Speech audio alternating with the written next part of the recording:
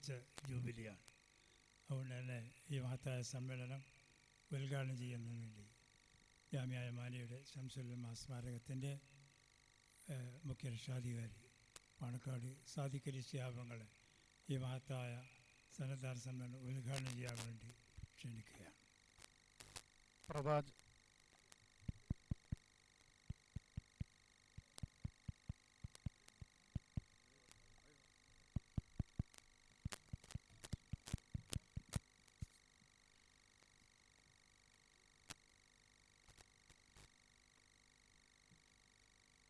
അസ്സലാമു അലൈക്കും വറഹ്മത്തുള്ളാഹി വബറകാതുഹു. ബിസ്മില്ലാഹിർ റഹ്മാനിർ റഹീം. അൽഹംദുലില്ലാഹി റബ്ബിൽ ആലമീൻ. വസ്സലാത്തു വസ്സലാമു അലാ റസൂലില്ലാഹി വഅലാ ആലിഹി വസല്ലം. യോഗത്തിൻ്റെ സമാദരണീയനായ അധ്യക്ഷൻ സംസ്കൃത ജമിയത്തുലമയുടെ ജനറൽ സെക്രട്ടറിയും നമുക്ക് വെങ്കട്ടമാദരണീയമായ ഉസ്താദ് പ്രൊഫസർ ആലിക്കുട്ടി സിയാറുകൾ, യമാനിയുടെ 25ാം വാർഷിക സമ്മേളനത്തിൽ, സിൽവർ ജൂബിലി സമ്മേളനത്തിൽ ഇവിടെ സന്നദ്ധാനം നിർവഹിച്ച് സന്നദ്ധാന പ്രസംഗവും നിർവഹിക്കുന്ന സംസ്ഥകല്ല ജമിയത്തുൽ ഉലമയുടെ സമാദരണീയരായ പ്രസിഡൻറ്റും യമാനിയുടെ പ്രിൻസിപ്പലുമായ സയ്യിദ് മുഹമ്മദ് ജിഫ്രി മുത്തുക്കോയ തങ്ങളവர்கள், ആദരണീയ സയ്യിദ് ഹംസ ബാഫക്കി തങ്ങളവர்கள், ആർ വി കുട്ടിസൻ താരിമി അവർകളെ, ആദരണീയരായ ഉസ്താദ് ബാഹുദ്ദീൻ നദ്വി കുര്യാട് അവർകൾ, വേദിയിൽ സന്നിഹിതരായ മറ്റ് വിശിഷ്ട വ്യക്തിത്വങ്ങളെ, പ്രിയപ്പെട്ട സഹോദരന്മാരെ, സഹോദരിമാരെ, ഇന്നിവിടെ സ്ഥാനവസ്ത്രം സ്വീകരിക്കുകയും ബിരുദം നേടുകയും ചെയ്യുന്ന പ്രിയപ്പെട്ട വിദ്യാർത്ഥി സുഹൃത്തുക്കളെ, 8ാം സന്നദ്ധാന മഹാസമ്മേളനമാണല്ലോ മഹനീയമായ ഈ അങ്കണത്തിൽ ഇപ്പോൾ ഇവിടെ നടന്നുകൊണ്ടിരിക്കുന്നത്. ഇവിടെ തന്നെ ഗോൾഡൻ യമാനിയ ബിരുദം നേടുന്നവരുണ്ട്, സിൽവറുണ്ട്, എന്നതുപോലെ തന്നെ ഒരു വർഷം പൂർത്തീകരിച്ച് നേടുന്നവരുമുണ്ട്. ഏതായാലും യമാനിയ ബിരുദം എന്നുള്ളത് ഇന്ന് അംഗീകരിക്കപ്പെട്ട ഒരു സനതാണല്ലോ. കേരളത്തിന് പുറത്തെല്ലാം അറിയപ്പെടുന്ന, അവിടെയെല്ലാം സേവനമനുഷ്ഠിക്കുവാൻ സാധിക്കുന്നവരായി യമാനിയയിലെ സന്തതികൾ പ്രവർത്തിച്ചു വരുന്നുണ്ട് എന്ന് നമുക്കറിയാം. കേരളത്തിലുണ്ട്, കേരളത്തിന് പുറത്തുണ്ട്, ഗൾഫ് രാജ്യങ്ങളിലുണ്ട്. അവിടെ മതരംഗത്തും അതുപോലെ തന്നെ മറ്റ് മേഖലകളിലും, ദഅവ മേഖലകളിലുമെല്ലാം പ്രവർത്തിക്കുന്ന യമാനി ബിരുദധാരികൾ.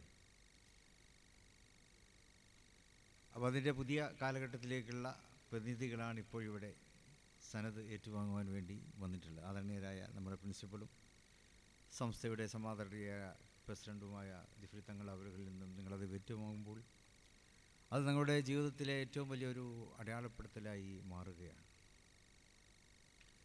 വിദ്യാഭ്യാസ യോഗ്യതകൾ അത് സമൂഹം ഏറെ അംഗീകരിക്കുന്നു. അക്കാദമിക് യോഗ്യതയായാലും അതുപോലെ തന്നെ മറ്റ് ശർഈ മേഖലയിലെ ബിരുദമായാലും അത് രണ്ടും സമൂഹം അംഗീകരിക്കുന്ന വിജ്ഞാനത്തിൻ്റെ വലിയ പദവികളാണ്. മുൽ മദാരിസ് ജാമിയ നൂരിയ അറബിയ 7 പതിറ്റാണ്ടിന് മുമ്പ് പട്ടിക്കാട് തുടക്കം കുറിച്ചു. അതിനുശേഷം കേരളത്തിൽ ധാരാളം സ്ഥാപനങ്ങൾ, പൊതുവി സ്ഥാപനങ്ങൾ, ദാരിമി സ്ഥാപനങ്ങൾ, റഹ്മാനി സ്ഥാപനങ്ങൾ തുടങ്ങിയവയൊക്കെ നിലവിൽ വന്നു. അവയിൽ നിന്നെല്ലാം പഠിച്ചിറങ്ങിയ യുവ പണ്ഡിതന്മാർ പ്രബോധന മേഖലയിൽ വളരെ സജീവമായിട്ട് തന്നെ കേരളത്തിൻ്റെ ഏറ്റവും വലിയ അനുഗ്രഹമായി മാറിയിരിക്കുകയാണ്. ഈ കേരളം എല്ലാ കാര്യത്തിലും മാതൃകയാണ് എന്ന് നമുക്കറിയാം. ഇസ്ലാമികമായ ജീവിത സമർപ്പണത്തിലും കേരളം ഏറെ മാതൃകയായിട്ടുണ്ട് എന്നുള്ളത് നമുക്ക് ഏറെ താല്പര്യവും അഭിമാനവും പകരുന്ന കാര്യങ്ങളാണ്. ഉയർന്ന വിദ്യാഭ്യാസ യോഗ്യത കേരളത്തിലെ ന്യൂനപക്ഷ സമൂഹങ്ങളെ സംബന്ധിച്ചിടത്തോളം ഉണ്ട് എന്ന് നമുക്കറിയാം. ഉയർന്ന ജീവിത നിലവാരം, ഒരുപക്ഷെ ലോകത്ത് തന്നെ അമേരിക്കയോട് കിടപിടിക്കുന്ന ജീവിത നിലവാരം കേരളം കാത്തു സൂക്ഷിക്കുന്നുണ്ട്. അന്താരാഷ്ട്ര ജീവിത സൂചികയുമായി തട്ടിച്ചു നോക്കുമ്പോൾ USA തുലനം ചെയ്യാവുന്ന ലൈഫ് സ്റ്റൈലാണ്, ജീവിത നിലവാരമാണ്, ക്വാളിറ്റി ഓഫ് ലൈഫ് കേരളത്തിലുണ്ട് എന്നാണ് പൊതുവെ കണക്കാക്കപ്പെടുന്നത്. അതിന് കാരണം ഇവിടെ വിദ്യാഭ്യാസമുണ്ട്, എന്നതുപോലെ തന്നെ സാമ്പത്തികമായിട്ടുള്ള ഭദ്രതയുണ്ട്, സാമ്പത്തിക ശേഷിയുണ്ട് എന്നുള്ളത് കൊണ്ടൊക്കെ തന്നെയാണ്. അപ്പം അത്തരമൊരു ജീവിത നിലവാരം ഇവിടെ കാത്തു സൂക്ഷിക്കുമ്പോഴും വിശുദ്ധ ദീനിൻ്റെ സന്ദേശങ്ങളെ ഹൃദയത്തിൽ ചേർത്ത് ജീവിക്കുവാനും കേരളത്തിലെ മുസ്ലിങ്ങൾക്ക് സാധിക്കുന്നു എന്നുള്ളതാണ്.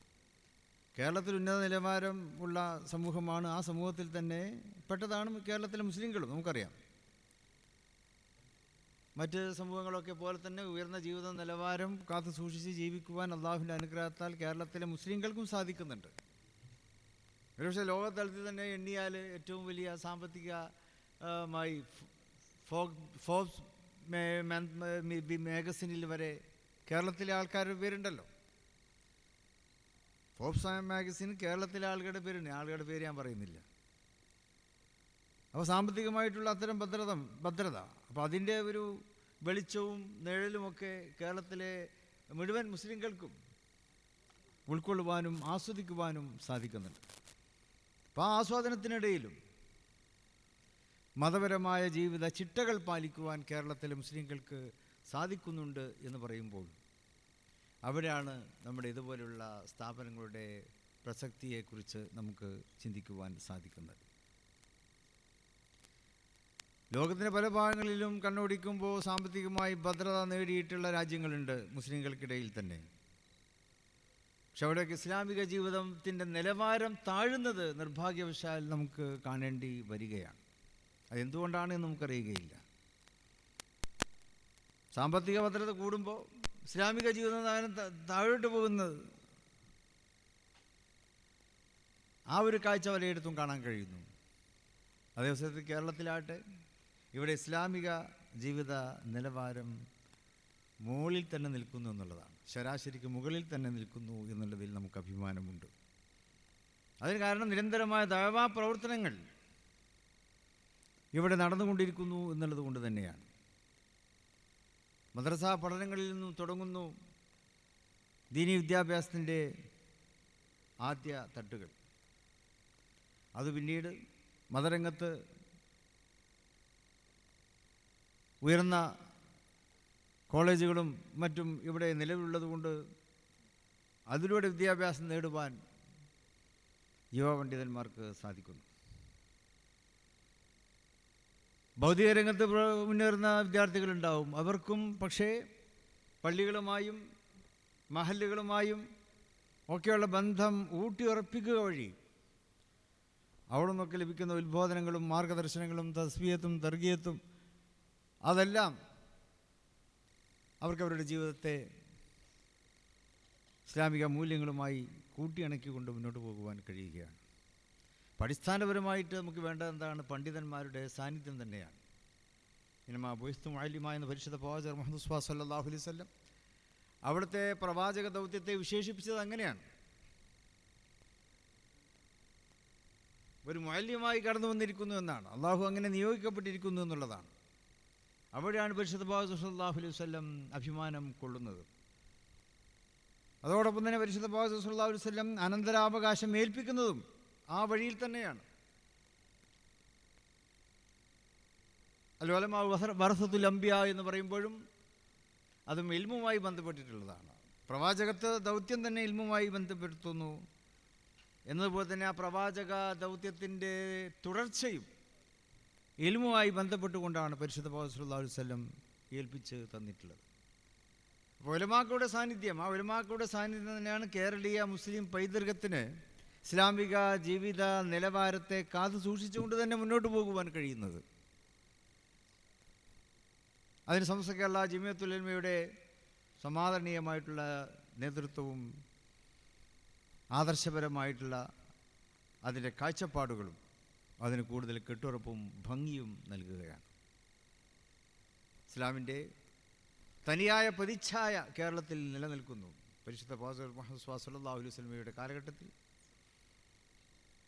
അവിടെ മക്കയിലും മദീനയിലും തുടർന്നുള്ള കാലഘട്ടങ്ങളിൽ ഖുലഫാ റാഷിദീൻ്റെ കാലഘട്ടങ്ങളിൽ, അതിനുശേഷമുള്ള മറ്റു കാലഘട്ടങ്ങളിൽ, 2ഉം 3ഉം നൂറ്റാണ്ടുകളിൽ വിശുദ്ധമായ മക്കയിലും മദീനയിലുമൊക്കെ നിലനിന്നുള്ള ഇസ്ലാമിക ജീവിതത്തിൻ്റെ ചിട്ടകളും മര്യാദകളും അത് നൂറ്റാണ്ടുകൾ പിന്നിട്ടിട്ടും അതിന് ഒരുവിധ പോറലും മേൽക്കാതെ കാത്തു സൂക്ഷിക്കുവാൻ കേരളത്തിലെ മലബാറിലെ നമ്മുടെ മുസ്ലിങ്ങൾക്ക് സാധിക്കുന്നുണ്ട് എന്ന് നമ്മളല്ല പറയുന്നത്. കേരളം സന്ദർശിക്കുന്ന മറ്റ് രാജ്യങ്ങളിലെ പണ്ഡിതന്മാരും രാഷ്ട്രീയ നേതാക്കളും ഭരണാധികാരികളുമൊക്കെ അത് പറയുവാൻ മുന്നോട്ട് വരുന്നു. അപ്പോൾ ഇത് തന്നെയാണ് നമുക്ക് ആവശ്യം. ആലിമീങ്ങളുടെ സാന്നിധ്യം തന്നെയാണ് കേരളീയ മുസ്ലിം സമൂഹത്തിലെ ഇസ്ലാമികമായ ജീവിത നിലവാരം കാത്തു സൂക്ഷിക്കുവാൻ നമുക്ക് സാധിക്കുന്നത്.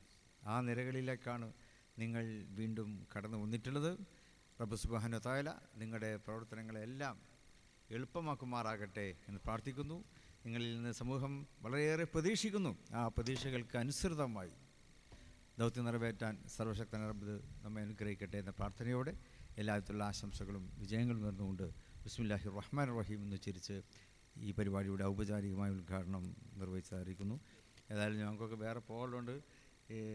പതിവിൽ നിന്നും വിരുദ്ധമായി നേരത്തെ തന്നെ ഉദ്ഘാടന ചടങ്ങ് ഒരുക്കാൻ അതിന് മുന്നോട്ട് വന്ന ബഹുമാനപ്പെട്ട തങ്ങളെയും അതുപോലെ തന്നെ അതിന് കാർമ്മികത്വം വഹിച്ച പ്രിയപ്പെട്ട കുട്ടിയസന്താരിമിയോടൊക്കെയുള്ള അഗേതവുമായ നന്ദിയും ഇവിടെ അറിയിക്കുകയാണ്. പക്ഷേ അദ്ദേഹം ഇങ്ങനെ നേരത്തെ ആക്കിയതിൻ്റെ പേരിൽ കുട്ടിയസന്താരിമി അതുകൊണ്ടാണോ അറിയില്ല, ഞങ്ങളെ വെയിലത്തിരുത്തുകയും നിങ്ങൾക്ക് തണലൊരുക്കുകയും ചെയ്തിരിക്കുന്നു. അതിലേറെ സന്തോഷമുണ്ട്. ഇങ്ങനെ തന്നെ നമുക്ക് മുന്നോട്ട് പോകണം. വാഹൃദവാന അൽഹംദുലില്ലാഹി റബ്ബിൽ ആലമീൻ. അസ്സലാമു അലൈക്കും വറഹ്മത്തുള്ളാഹി വബറകാതുഹു.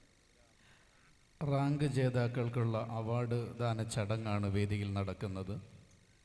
2022 മുതവസിത്ത് ബാച്ചിലെ 1ാം റാങ്ക് നേടിയ സുയാസ് യമാനി തണ്ണിക്കടവ്, മുഹ്സിൻ യമാനി പടിഞ്ഞാറത്തറ, സഹ്ലി യമാനി മേൽമുറി, ഫാസിൽ യമാനി മുസ്ലിയാരങ്ങാടി വേദിയിലേക്ക് വരണമെന്ന് വിനീതമായി അപേക്ഷിക്കുന്നു.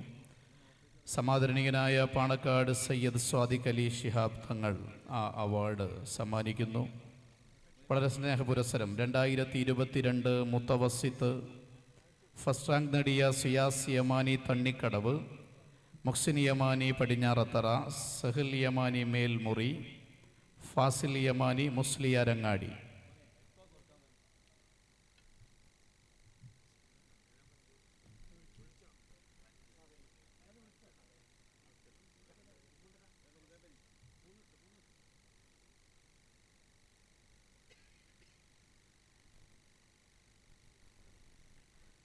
ശ്രദ്ധിക്കുക, ക്രമപ്രകാരം പേര് വാഴിക്കുന്നതിനനുസരിച്ച് ക്രമപ്രകാരം വിദ്യാർത്ഥികൾ വേദിയിലേക്ക് വരണമെന്ന് അഭ്യർത്ഥിക്കുന്നു. 2023 മുത്തവ്വൽ ബാച്ചിലെ മുഹമ്മദ് ഫാരിസ് യമാനി കുറ്റിക്കടവ്, ഉബൈദുള്ള യമാനി അമ്പലക്കണ്ടി, മുഹമ്മദ് സിയാദ് യമാനി കുറ്റിക്കാട്ടൂർ. മുത്തവ്വൽ ബാച്ചിലെ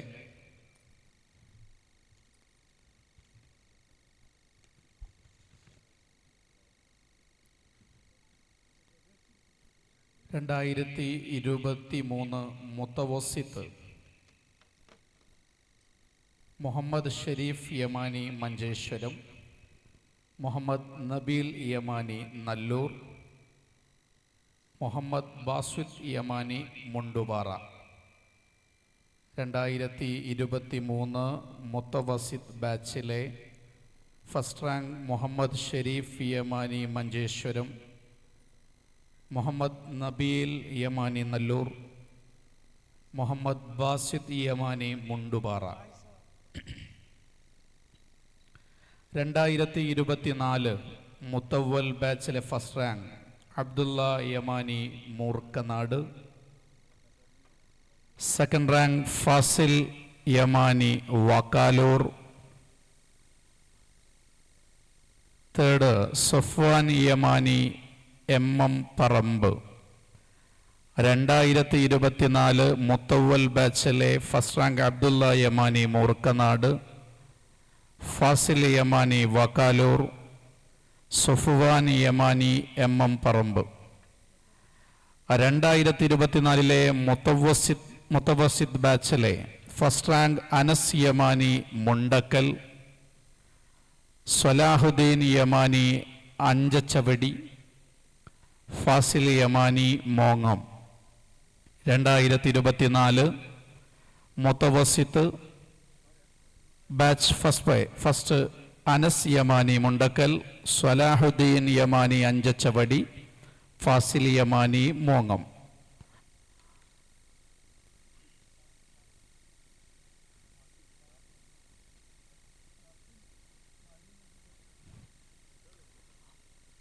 ഇരുപത്തിയഞ്ച് വർഷങ്ങൾക്ക് മുമ്പ് ശൈഖുനാ ശംസുൽ ഉലമയുടെ അമരസ്മരണകൾ നിറഞ്ഞു നിൽക്കാൻ സ്ഥാപിതമായ അറിവിൻ്റെയും അദബിൻ്റെയും അക്ഷരസങ്കേതമായ ജാമിഅ യമാനിയയുടെ സിൽവർ ജൂബിലി പ്രൗഢോജ്വല സമാപന വേദിയിലാണ് നാം സമ്മേളിച്ചിരിക്കുന്നത്.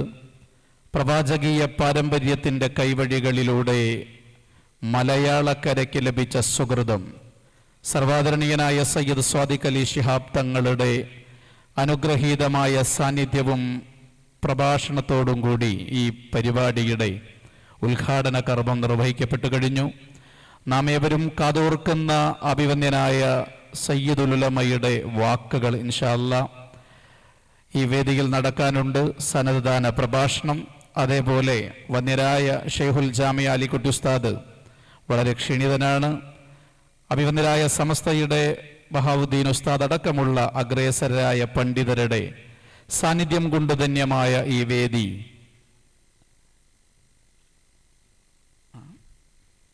അടുത്തതായി നമ്മെ അഭിസംബോധന ചെയ്തുകൊണ്ട് സംസാരിക്കുന്നതിനു വേണ്ടി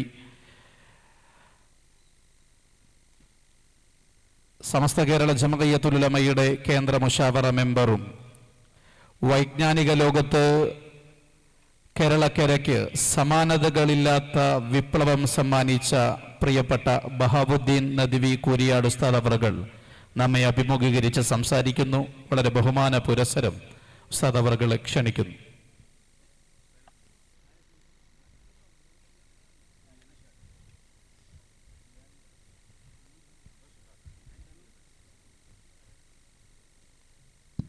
അസ്സലാമു അലൈക്കും വറഹ്മത്തുള്ളാഹി വബറകാതുഹു. ബിസ്മില്ലാഹി അൽഹംദുലില്ലാഹി വസ്സലാത്തു വസ്സലാമു അലാ അഷ്റഫി റസൂലില്ലാഹി വഅലാ ആലിഹി വഅസ്ഹാബിഹി വഅത്ബാഇഹി വമൻ സലക മസ്ലകഹു വദഅ ബിദഅവതിഹി ഇലാ യൗമിദ്ദീൻ. അമ്മാ ബഅദ്. ബഹുമാന്യരായ സാദാത്തുമാരെ, പണ്ഡിതന്മാരെ, പൗരപ്രമുഖരെ, മഹത്തായി വൈജ്ഞാനിക സൗധത്തിൽ നിന്ന് ബിരുദം നേടിയ യുവ പണ്ഡിതന്മാരെ, രക്ഷാകർത്താക്കളെ, സുഹൃത്തുക്കളെ, സഹോദരങ്ങളെ, യുവജന വിദ്യാർത്ഥി സുഹൃത്തുക്കളെ, അല്ലാഹു സുബ്ഹാനഹു വ തആല നമ്മുടെ ഈ സംഗമം ഒരു സാലിഹായ അമലായി കബൂൽ ചെയ്യുമാറാകട്ടെ. ആമീൻ. യമാനി എന്ന പേര് തന്നെ വളരെ അനുഗ്രഹീതമായ ഒരു പേരാണ്. നിങ്ങളെ അത് പ്രത്യേകം മനസ്സിലാക്കി തരേണ്ടതില്ല. വിജ്ഞാനവുമായുള്ള പൊക്കിൾക്കൊടി ബന്ധം സ്ഥാപിക്കുന്ന, ഉജ്ജ്വലമായി പ്രഖ്യാപിക്കുന്ന ഒരു പദമാണ്. അതുകൊണ്ട് തന്നെ ആ പദത്തിൻ്റെ താല്പര്യങ്ങൾ എന്തെല്ലാമാണോ അവ മുഴുവൻ നിങ്ങളെല്ലാവരിൽ നിന്നുമായി സമൂഹത്തിലേക്ക് പ്രസരണം ചെയ്യപ്പെടേണ്ടതുണ്ട്. പണ്ട് കാലങ്ങളിലൊക്കെ അല്ലാഹു തആല അംബിയാ മുർസലങ്ങളെ അയച്ചിരുന്നല്ലോ. 1500 കൊല്ലം മുമ്പ് അത് നിർത്തി. എന്തിനായിരുന്നുവോ അംബിയാ മുർസലീങ്ങളെ അയച്ചിരുന്നത്? ആ ആവശ്യം അവസാനിച്ചത് കൊണ്ടാണോ നിർത്തിയത്? അല്ല, ആവശ്യം അതിനേക്കാൾ വർദ്ധിത പ്രസക്തമായി നിലവിലുണ്ട്. നിർത്തിയിട്ട് ബദൽ സംവിധാനം അല്ലാഹു ചെയ്തിട്ടുണ്ട്. കുന്തും ഖൈറ ഉമ്മത്തിൻ ഉഖ്രിജത് ലിന്നാസ്, നിങ്ങൾ ഉമ്മത്ത് മുഹമ്മദിയ മുഴുവൻ എല്ലാവരും ഖൈറു ഉമ്മ ഉഖ്രിജത് ലിന്നാസ്, മാനവികതയുടെ ഉയർത്തെഴുന്നേൽപ്പിന് വേണ്ടി, ഉത്കർഷത്തിന് വേണ്ടി സംവിധാനിക്കപ്പെട്ടവരാണ് നിങ്ങൾ.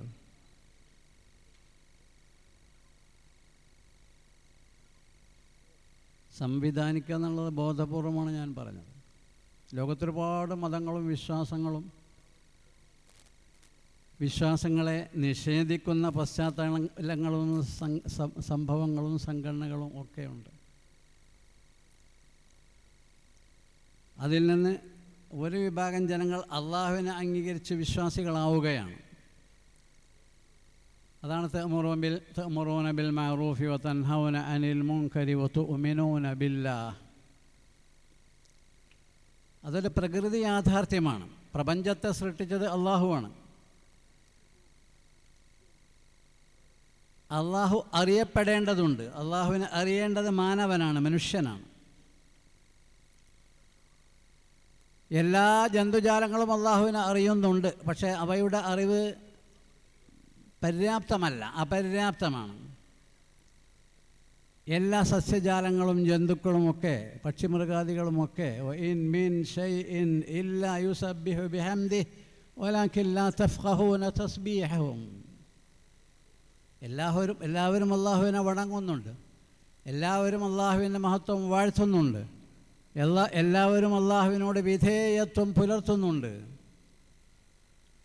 പക്ഷേ മനുഷ്യന് മറ്റു ചില സവിശേഷമായ കഴിവുകൾ, യോഗ്യതകൾ അള്ളാഹു നൽകിയിട്ടുണ്ട്.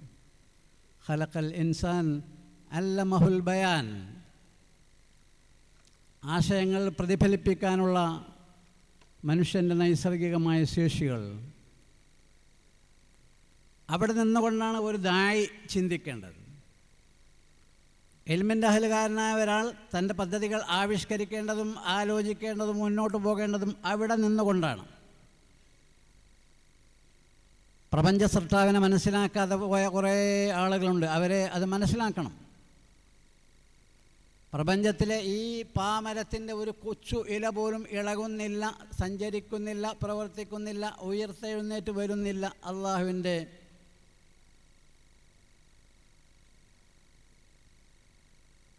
സമ്പൂർണമായ നിയന്ത്രണങ്ങൾ, സമഗ്രമായ സംവിധാനങ്ങൾ അവിടെയുണ്ട്.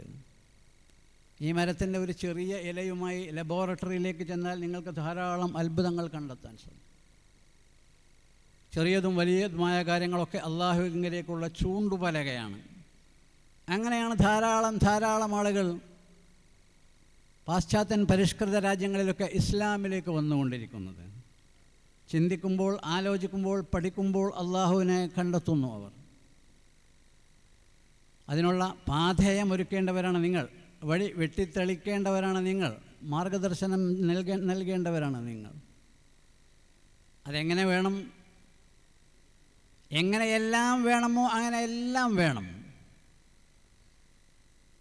പ്രവാചകന്മാരൊക്കെ ദഅവത്ത് നിർവഹിച്ചപ്പോൾ നബി സല്ലല്ലാഹു അലൈഹി വസല്ലമ തങ്ങൾ പഠിപ്പിച്ചു നഹ്നു മആശിറൽ അംബിയാ ഉമിർനാ അൻ നുനസ്സില അന്നാസ മനാസിലഹും വഅൻ നുകല്ലിമഹും അലാ ഖദ്രി ഉഖൂലിഹിം. ജനങ്ങൾ വിവിധ വ്യത്യസ്ത കാറ്റഗറിയിലുള്ളവർ. അഭ്യസ്ത വിദ്യന്മാരായ ആളുകൾ, ആരബ്ധ വിദ്യന്മാരായ ആളുകൾ, സംസ്കാര വിഹീനരായ ആളുകൾ, സംസ്കാര സമ്പന്നരായ ആളുകൾ, ചിന്താശീലർ, ചിന്താവിഹീനർ, അക്ഷരാഭ്യാസമുള്ളവർ, ഇല്ലാത്തവർ, ഗവേഷകന്മാരായ ആളുകൾ, നിരവധി. ഓരോ വിഭാഗത്തെയും അഭിസംബോധനം ചെയ്യാൻ ഇൽമിൻ്റെ അഹ്ലുകാർ ബാധ്യസ്ഥരാണ്. വൽതകും മിൻകും ഉമ്മത്ത് മുഹമ്മദിയ എന്ന ഉമ്മത്തിൽ നിന്ന് സ്പെഷ്യലൈസ് ചെയ്ത ഒരു വിഭാഗം ഉണ്ടാകണം. മീൻകും എന്ന് പറഞ്ഞാൽ അതാണ്. മിന്ന് തബഈദിനുള്ളതാണ്. ബഈദ് വബയ്യിൻ വബ്തദി ഫിൽ അംകിന ബിമിൻ വഖദ് തഅതി ലിബദ്ഇൽ അസ്മിന. മുഅ്മിനീങ്ങളായ നിങ്ങളിൽ നിന്ന് ബഅദ് കുറച്ചാളുകൾ. വൽതകും മിൻകും ഉമ്മ. ആ മിൻകുമിൻ്റെ വിശദീകരണം വളരെ വിപുലമാണ്, സുദീർഘമാണ്, വ്യാപകമാണ്, ബുദ്ധിപൂർവമായി വിലയിരുത്തപ്പെടേണ്ടതാണ്. ഏതൊരു മനുഷ്യൻ നമ്മെ അഭിസംബോധന ചെയ്യുന്നുവോ അവൻ്റെ മനഃശാസ്ത്രം നാം കാണണം. നഹ്നു മആശിറൽ അംബിയാ ഉമിർനാ അൻ നുനസ്സില അന്നാസ മനാസിലഹും. ഓരോരുത്തരെയും അവരർഹിക്കുന്ന സ്റ്റാറ്റസിൽ ഇരുത്തണം. വഅൻ നുകല്ലിമഹും. തുടർന്ന് അവരോട് നാം സംസാരിക്കണം. അലാ ഖദ്രി ഉഖൂലിഹിം. അവരുടെ മാനസികാവസ്ഥ മുമ്പിൽ വെച്ചുകൊണ്ട്. നബി തങ്ങളുടെ ജീവിതത്തിൽ അങ്ങനെ ധാരാളം ഉദാഹരണങ്ങൾ കാണാൻ സാധിക്കും. ഒരാൾ ചോദിച്ചു, നബിയെ, എങ്ങനെയാണ് ജനങ്ങളൊക്കെ മരിച്ചു പോയതിനെ പുനർജീവിപ്പിക്കുക? ഗ്രാമീണനായ അറബിയാണ്, അക്ഷരജ്ഞാനമില്ല, വിദ്യാലയത്തിൽ പോയിട്ടില്ല. എന്തായാലും മറുപടി പറയാം. മറുപടി ഇല്ലേ? ഉണ്ട്. നബി പറഞ്ഞു കാണിച്ചു തന്നല്ലോ മറുപടി. നീ താമസിക്കുന്ന മലഞ്ചെരിവിൽ മഴ പെയ്താൽ സസ്യലതാദികൾ മുളച്ചു പൊങ്ങുന്നത് കാണാറില്ലേ? ആ, ഉണ്ട്, എല്ലാവർക്കും അറിയാം. അങ്ങനെയാണ് അള്ളാഹു തആല മരിച്ചവരെ പുനർജീവിപ്പിക്കുക. അയാൾ വിദ്യാവിഹീനനായതുകൊണ്ട് ദഅവത്ത് നിർവഹിക്കാൻ യാതൊരു അപര്യാപ്തതയും ഉണ്ടായില്ല എന്നാണ് ഞാൻ സൂചിപ്പിക്കുന്നത്. വലിയ വലിയ ആളുകൾ പിന്നെ അങ്ങനെ തന്നെയാണ്. അപ്പം അതുകൊണ്ട് കൂടുതൽ വിപുലമായി സമൂഹത്തിൻ്റെ മനഃശാസ്ത്രം നിങ്ങൾ പഠിക്കണം. സമൂഹത്തിൻ്റെ മനഃശാസ്ത്രം പഠിക്കണം. ജനങ്ങളോടൊക്കെ നന്നായി പെരുമാറാൻ ഖുർആൻ പഠിപ്പിച്ചിരിക്കുന്നു. വഖൂലൂ ലിന്നാസി ഹുസ്നാ, ഖൂലൂ ലിന്നാസി ഹുസ്നാ. മനുഷ്യരിൽ ആരാണെങ്കിലും അവരോട് നന്നായി, ഉദാത്തമായി, ശ്രേഷ്ഠമായി, പവിത്രമായി, മഹത്തരമായി സംസാരിക്കാൻ കഴിയും. ശത്രുവിനോട് പോലും പരുഷമായി സംസാരിച്ചുകൂടാ. ഖൂലാ ലഹു ഖൗലൻ ലയ്യിനൻ ലഅല്ലഹു യതദക്കറു ഔ യഖ്ശാ. പരുഷമായി സംസാരിക്കപ്പെടാൻ വല്ല ചാൻസും ഉണ്ടായിരുന്നെങ്കിൽ അത് അനുവദിക്കപ്പെടേണ്ട സന്ദർഭമായിരുന്നു അവിടെ. മൂസാ നബിയോട് അല്ലാഹു പറഞ്ഞു, പറ്റില്ല. ഖൂലാ ലഹു ഖൗലൻ ലയ്യിനൻ, അതീവ ഹൃദ്യമായ, മൃദുലമായ, ലോലമായ വാക്കുകൾ ഫിർഔനോട് നിങ്ങൾ സംസാരിക്കണം. കാരണം നിങ്ങൾക്കൊരു ലക്ഷ്യമുണ്ട്, അവൻ സത്യത്തിൻ്റെ പന്ഥാവിലേക്ക് വരണം. ലഅല്ലഹു യതദക്കറു ഔ യഖ്ശാ. നബി തങ്ങളോട് ഒരു ഗ്രാമീണന് വന്ന് പരുഷമായി പെരുമാറി. ചുമലയിലുണ്ടായിരുന്ന പുതപ്പ് വലിച്ചു പറഞ്ഞു, ഇഅ്ദിൽ യാ മുഹമ്മദ്. നബി തങ്ങൾ പരുഷനായോ? നബി തങ്ങളിൽ ക്രൗര്യം പ്രകടമായോ? വിദ്വേഷകരമായി വല്ലതും പറഞ്ഞോ? ഇല്ല. ഞാനല്ലെങ്കിൽ മോനെ പിന്നെ ആരാ നീതി ചെയ്യുക? നീതി കൊണ്ട് നിയുക്തമായവനാണ് ഞാൻ. ഇസ്ലാമിലേക്ക് ഉടനെ അവസാനമായി കടന്നു വന്ന ആൾ നിസ്കാരത്തിൽ സംസാരിച്ചു. സഹാബികളൊക്കെ അയാളെ ആക്രോശിച്ചു, ബഹളമുണ്ടാക്കി. നിസ്കാരം കഴിഞ്ഞ ശേഷം അയാളെ ഒറ്റയ്ക്ക് വിളിച്ചു കൊണ്ടുപോയിട്ട് മുത്തനബി ഉപദേശിക്കുകയാണ്. ഈ നിസ്കാരം എന്ന് പറഞ്ഞാൽ സംസാരിക്കാൻ പറ്റിയ സന്ദർഭമല്ല. രാജാതിരാജനായ യജമാനനായ റബ്ബിനോടുള്ള മുനാജാത്താണ്, അഭിസംബോധനയാണ്. അതുകൊണ്ട് സംസാരം ഒഴിവാക്കണം. ഈ സഹാബി എന്താ പ്രതികരിച്ചത്? ഫവല്ലാഹി മാ റഅയ്തു മുഅല്ലിമൻ അഹ്സന മിൻഹു ഖത്തു, ഫവല്ലാഹി മാ ഖഹറനി വമാ ഖഹറനി വമാ സജറനി വമാ റഅയ്തു മുഅല്ലിമൻ അഹ്സന മിൻഹു ഖത്ത്. നബി എന്നെ വിളിച്ചുകൊണ്ടേറ്റ് ഉപദേശിച്ചല്ലോ. ഇതിനേക്കാൾ ഉത്തമനായ, ഉദാത്തനായ, ശ്രേഷ്ഠനായ, പവിത്രനായ, മഹാനായ ഒരു ഗുരുനാഥനെയും എൻ്റെ ജീവിതത്തിൽ ഇതുവരെ ഞാൻ കണ്ടിട്ടില്ല. അള്ളാഹു തന്നെ സത്യം. ഫവല്ലാഹി മാ റഅയ്തു മുഅല്ലിമൻ അഹ്സന മിൻഹു ഖത്തു. അങ്ങനെയാകണം നിങ്ങളുടെ എല്ലാവരുടെയും ദഅവാ പ്രവർത്തനങ്ങൾ. വാരി വലിച്ച് ചെയ്യുന്ന രീതി ഒഴിവാക്കണം. സുചിന്തിതമായി, ആവിഷ്കൃതമായ രീതികളിലായിരിക്കണം നമ്മൾ പ്രവർത്തിക്കേണ്ടത്. നബി സല്ലല്ലാഹു അലൈഹി വസല്ലം തങ്ങൾ സ്വന്തം ജീവിതത്തിൽ പഠിപ്പിച്ചു തന്നിട്ടുണ്ട്. വാരി വലിച്ച് ചെയ്യല്ല വേണ്ടത്, ആസൂത്രിതമായി, പ്ലാൻഡ് ആയി ചെയ്യണം. നബി തങ്ങൾ മക്കയിൽ നിന്ന് മദീനയിലേക്ക് ഹിജ്റ പോയല്ലോ. 445 കിലോമീറ്റർ ദൂരമുണ്ട്. മക്കയിൽ നിന്ന് വടക്കോട്ടാണ് മദീനയിലേക്ക് പോകേണ്ടത്. വടക്കോട്ട് നബി തങ്ങൾ രാത്രി വീട്ടിൽ നിന്ന് ഇറങ്ങിയിട്ട് തെക്കോട്ട് 6 കിലോമീറ്റർ യാത്ര ചെയ്തത്. ഒഴിവച്ചതല്ല, അറിയാതെ പോയതല്ല. 6 കിലോമീറ്റർ തെക്കോട്ട് യാത്ര ചെയ്തിട്ട് 6 സൗറിലെത്തി 72 മണിക്കൂർ അവിടെ താമസിക്കാം, 3 ദിവസം. വെൽ പ്ലാൻഡായിരുന്നു. ഞാൻ വിശദീകരിക്കണില്ല, സമയമില്ലാത്തതുകൊണ്ട്. ഈ 72 മണിക്കൂറിനിടയിൽ അവർക്ക് ആ ഗുഹയിൽ ഭക്ഷണം എത്തിക്കാൻ സംവിധാനം നേരത്തെ ഏർപ്പെടുത്തപ്പെട്ടിട്ടുണ്ടായിരുന്നു. 72ാമത്തെ മണിക്കൂർ അബ്ദുല്ലാഹിബ്നു ഉറൈഖത്ത് എന്ന് പറയുന്ന ഒരു മുശ്രിക്ക് അവർക്ക് വഴികാട്ടിയായി അവിടെ വരാൻ ഏർപ്പാട് ചെയ്യപ്പെട്ടിട്ടുണ്ടായിരുന്നു. അയാളവിടെ വന്നു 3-ാം ദിവസം പ്രഭാതത്തിൽ. ഇങ്ങനെ ആസൂത്രിതമായിരിക്കണം വിശിഷ്യ ഈ കാലത്ത് ദീനീ ദഅവാ പ്രവർത്തനങ്ങൾ. അതിനാവശ്യമായതൊക്കെ നിങ്ങൾ സ്വയം ആലോചിച്ച് കണ്ടുപിടിച്ച് വ്യവസ്ഥകൾ ക്രമീകരിച്ച് മുന്നോട്ട് പോകണം. സർവശക്തനായ അള്ളാഹു അനുഗ്രഹിക്കുമാറാകട്ടെ. ആമീൻ. ദുആ ചെയ്ത് നിങ്ങളൊക്കെ ഈ പാവപ്പെട്ടവനെ ദുആ ചെയ്യണമെന്ന് വസിയത്ത് ചെയ്ത് ഞാനൊരു വാക്കുകൾ ഉപസംഹരിക്കുന്നു.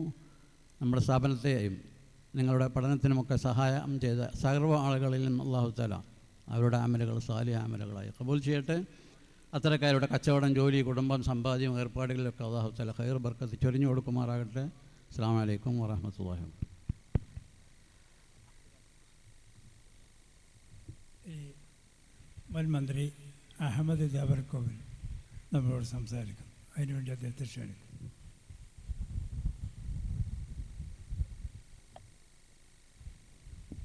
അസ്സലാമു അലൈക്കും വറഹ്മത്തുള്ളാഹി വബറകാതുഹു. അഭിവന്ദരായ പണ്ഡിതന്മാർ, ഇന്ന് സ്ഥാനത്ത് നേടുന്ന പ്രിയപ്പെട്ട യമാനി പണ്ഡിതന്മാർ, സുഹൃത്തുക്കളെ, വളരെ സന്തോഷകരമായ ഒരു ചടങ്ങിൽ നിങ്ങളോടൊപ്പം പങ്കെടുത്തുകൊണ്ട് ആ സന്തോഷത്തിലും ദുആയിലും പങ്കെടുക്കുക എന്ന് മാത്രമാണ് ഞാൻ ഉദ്ദേശിക്കുന്നത്. വർത്തമാന കാലഘട്ടത്തിൽ യുവ പണ്ഡിതന്മാരിൽ നിന്ന് സമൂഹം ഏറെ പ്രതീക്ഷ അർപ്പിക്കുകയാണ്. വിദ്യാഭ്യാസത്തിൻ്റെ കുറവ് കൊണ്ടല്ല കേരളത്തിൽ നമുക്ക് പലതും നഷ്ടപ്പെട്ടുകൊണ്ടിരിക്കുന്നത് എന്നത് മറ്റൊരു യാഥാർത്ഥ്യമാണ്. വിദ്യാഭ്യാസത്തോടൊപ്പം ഒരു നല്ല മനുഷ്യനെ സൃഷ്ടിക്കാൻ പലപ്പോഴും സമൂഹത്തിന് സാധിക്കാതെ പോകുന്നുണ്ട്. ആ രംഗത്ത് മാതൃകാപരമായ ജീവിതം കൊണ്ട് യുവത്വത്തെ എങ്ങനെ മുന്നോട്ട് നയിക്കാൻ കഴിയുമെന്ന് പ്രാക്ടിക്കലി പഠിപ്പിച്ചു കൊടുക്കാൻ പറ്റുന്നൊരു സമൂഹമായി ഇവിടെ നിന്ന് പുറത്തു പോകുന്ന യമനിയ പണ്ഡിതന്മാർക്ക് സാധിക്കുമാറാകട്ടെ എന്ന് ആശംസിക്കുകയാണ്. നമുക്കറിയാം, പല കാര്യങ്ങളിലും വളരെ മുമ്പിൽ നിൽക്കുന്ന സംസ്ഥാനമായിട്ട് പോലും മദ്യത്തിൻ്റെയും മദിരാക്ഷിയുടെയും വലിയ വിപണനം നമ്മുടെ സംസ്ഥാനത്തും നടന്നു വരികയാണ്. ധാർമ്മികതയെക്കുറിച്ചുള്ള പഠനം മുസ്ലിം സമുദായം വളരെ നന്നായി നടത്തുന്നുവെങ്കിലും മറ്റ് സമുദായങ്ങൾക്കിടയിൽ അത്രമാത്രം ധാർമ്മിക പഠനം നടക്കുന്നില്ല എന്നത് മറ്റൊരു വസ്തുതയാണ്. പക്ഷേ ഈ അധ്യാപനങ്ങളൊക്കെയും കേരളത്തിൽ അങ്ങോളം ഇങ്ങോളമുള്ള മദ്രസാ പ്രസ്ഥാനങ്ങളിലൂടെയൊക്കെയും നാം നടത്തുമ്പോഴും നമ്മുടെ യുവാക്കളും ഇതിലൊക്കെയും അഭിരമിച്ചുകൊണ്ട് പോകുന്നുണ്ട് എന്ന ദുഃഖസത്യം നമുക്ക് മറക്കാതിരിക്കാൻ കഴിയില്ല.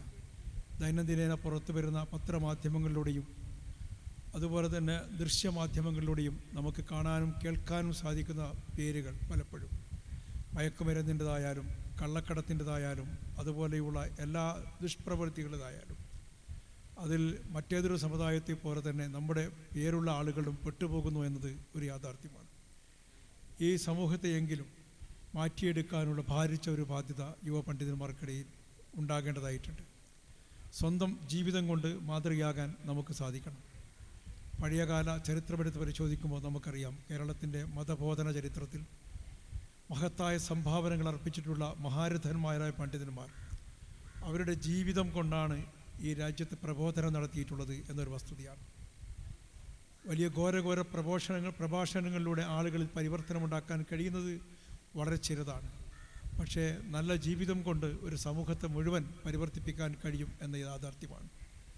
നമുക്കറിയാം, അജ്മീറിലെ ഖാജ മൊഹീദ്ദീൻ ചിസ്തിയുടെ മക്ബറയിലേക്ക് പോകുന്ന പതിനായിരക്കണക്കിന് ലക്ഷക്കണക്കിന് ജനങ്ങളിൽ, ആബാലവൃദ്ധം ജനങ്ങളിൽ എല്ലാ ജാതി മത വിഭാഗത്തിൽപ്പെട്ട ആളുകളുമുണ്ട്. സ്വാഭാവികമായും ആ മഹാനുഭാവൻ്റെ ജീവിതകാലത്തെക്കുറിച്ചുള്ള കേട്ടറിവുകളും അനുഭവങ്ങളുമായിരിക്കണം ആളുകൾ അങ്ങോട്ടേക്ക് ആകർഷിക്കപ്പെടുന്നത് എന്നൊരു യാഥാർത്ഥ്യമാണ്. അതേപോലെ തന്നെ പ്രിയങ്കരനായ ഇ.കെ. അബൂബക്കർ മുസ്ലിയാരുടെ സ്മരണകൾ നിലനിർത്തുന്നതിന് വേണ്ടി സ്ഥാപിതമായിട്ടുള്ള യമാനിയ എന്ന ഈ മഹത്തായ സ്ഥാപനം ആ യമനിലെ ഇസ്ലാമിക പാരമ്പര്യം ഉയർത്തിപ്പിടിച്ചുകൊണ്ട് തന്നെ മുന്നോട്ട് പോകാൻ ഇവിടെ നിന്ന് പുറത്തു വരുന്ന പണ്ഡിതന്മാർക്ക് സാധിക്കുമാറാകട്ടെ എന്ന് ആശംസിച്ചുകൊണ്ടും നിങ്ങളുടെ ദുആയിൽ ഈ വിനീതനെയും ഉൾപ്പെടുത്തണം എന്ന് വിനീതമായി അഭ്യർത്ഥിച്ചുകൊണ്ടും ഞാൻ അവസാനിപ്പിക്കുന്നു. വാഹിർദാവാന അൽഹംദുലില്ലാഹി റബ്ബിൽ ആലമീൻ. സുന്നി മഹല്ല് ഫെഡറേഷൻ്റെ സംസ്ഥാന general secretary U Shafi Haji ഈ ചടങ്ങിന് ആശംസയാണ് സംസാരിക്കുന്നത്. വേണ്ടി അദ്ദേഹത്തെ ആദരവോടെ ക്ഷണിക്കുന്നു. അസ്സലാമു അലൈക്കും വറഹ്മത്തുള്ളാഹി വബറകാതുഹു. ബിസ്മില്ലാഹി വൽഹംദുലില്ലാഹി വസ്സലാത്തു വസ്സലാമു അലാ സയ്യിദിനാ വഹബീബിനാ മുഹമ്മദിൻ മുസ്തഫ സല്ലല്ലാഹു അലൈഹി വസല്ലം വഅലാ ആലിഹി വസഹ്ബിഹി അജ്മഈൻ. അമ്മാ ബഅദ്. ബഹുമാന്യരായ നേതാക്കളെ, പണ്ഡിതന്മാരെ, സഹോദരന്മാരെ, സഹോദരിമാരെ, ഒരനുഗ്രഹീതമായ സദസ്സിലാണ് നമ്മൾ സംബന്ധിച്ചു കൊണ്ടിരിക്കുന്നത്. 300 ചില്ലാനം വരുന്ന യുവ പണ്ഡിതന്മാർ സ്ഥാനവസ്ത്രമണിഞ്ഞ് സമൂഹത്തിൻ്റെ സ്നേഹാദരവുകൾ ഏറ്റുവാങ്ങി ഇൻഷാ അല്ലാഹ് മഹാനായ സയ്യിദുൽ ഉലമാ സയ്യിദ് മുഹമ്മദ് ജഫരി മുത്തുക്കോയ തങ്ങളവറുകളിൽ നിന്ന് അംഗീകാരപത്രം ഏറ്റുവാങ്ങുന്നതിന് വേണ്ടി തയ്യാറെടുത്ത് നിൽക്കുന്ന യുവ പണ്ഡിതന്മാർ നിറഞ്ഞു നിൽക്കുന്ന ഒരു സദസ്സാണിത്. ഈ സന്ദർഭത്തിൽ ദീർഘമായ ഒരു പ്രസംഗത്തിൻ്റെ സമയമല്ല.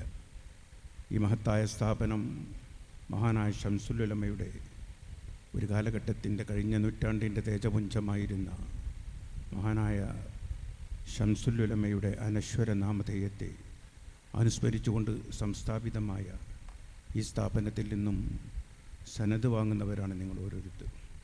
മഹാനായ ശംസുൽ ഉലമ തൻ്റെ ജീവിതം കൊണ്ട് നൽകിയ സന്ദേശം പരിശുദ്ധമായ അഹ്ലുസുന്നത്തി വൽ ജമാഅത്തിൻ്റെ ആശയങ്ങളും ആദർശങ്ങളും ഉയർത്തിപ്പിടിച്ചുകൊണ്ട് സാമുദായിക ഐക്യം കാത്തുസൂക്ഷിച്ചുകൊണ്ട് മുന്നോട്ട് പോകാൻ പ്രതിജ്ഞാബദ്ധമായ പ്രവർത്തനങ്ങളുമായി അള്ളാഹുവിൻ്റെ ദൈവത്തിൻ്റെ മാർഗത്തിൽ, ദീനിൻ്റെ ദൈവത്തിൻ്റെ മാർഗത്തിൽ സജീവമായി മുന്നോട്ട് പോകാൻ സർവശക്തനായ അള്ളാഹു നിങ്ങളെ ഓരോരുത്തരെയും അനുഗ്രഹിക്കുമാറാകട്ടെ എന്ന് ആത്മാർത്ഥമായി പ്രാർത്ഥിച്ചുകൊണ്ട്, ആശിച്ചുകൊണ്ട്, ആശംസിച്ചുകൊണ്ട് ഞാൻ എൻ്റെ വാക്കുകൾ അവസാനിപ്പിക്കുന്നു.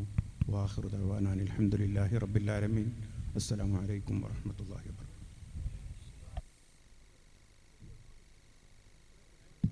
ബഹുമാനപ്പെട്ട BSK തങ്ങൾ എടവണ്ണപ്പാറ ഈ ചടങ്ങിന് ആശംസ അർപ്പിച്ചുകൊണ്ട് സംസാരിക്കണം.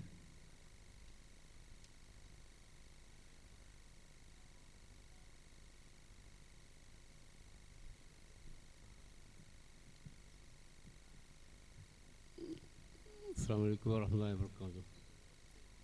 അൽഹംദുലില്ലാഹി റബ്ബിൽ ആലമീൻ. സ്വലാത്തു വസ്സലാമു അലാ അഷ്റഫിൽ മുർസലീൻ വഅലാ ആലിഹി വസഹ്ബിഹി അജ്മഈൻ. അമ്മാ ബഅദ്. അഭിനന്ദനായ അധ്യക്ഷനവർകളെ, ഈ മഹത്തായ പരിപാടി ഉദ്ഘാടനം ചെയ്ത പാണക്കാട് സയ്യിദ് സാദിഖ് ശിഹാബ് തങ്ങൾ, ബഹുമാനപ്പെട്ട സയ്യിദുൽ ഉലമ സയ്യിദ് മുഹമ്മദ് ജഫരി മുത്തുക്കോയ തങ്ങൾ, ഇവിടെ പ്രഭാഷണം നടത്തിയ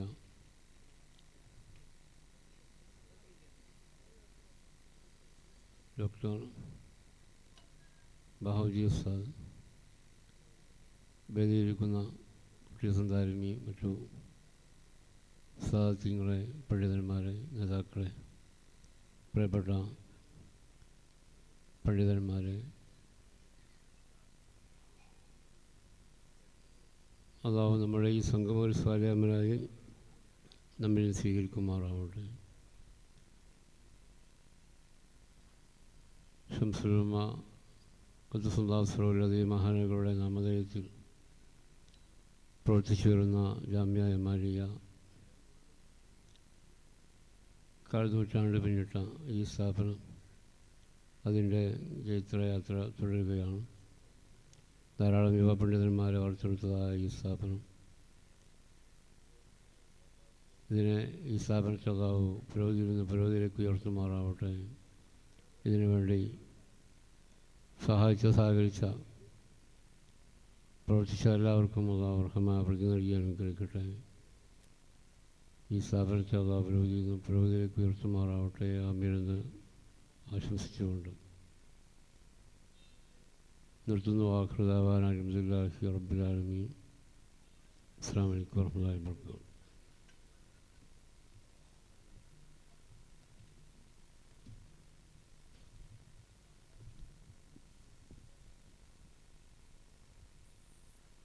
സമദ് സാഹിബ് ഇവിടെ എത്തിയിട്ടുണ്ട്. അസർ നമസ്കാരത്തിൻ്റെ മുമ്പ് സമദ് സാഹിബിൻ്റെ മുഖ്യ പ്രഭാഷണം നടക്കാൻ പോവുകയാണ്. മഗ്‌രിബിന് ശേഷമാണ് സന്നദ്ധാന പ്രസംഗവും. ബഹുമാനപ്പെട്ട തങ്ങൾ ഉസ്താദ് മഗ്‌രിബ് ആവുമ്പോഴേക്ക് ഇവിടേക്ക് എത്തിച്ചേരും.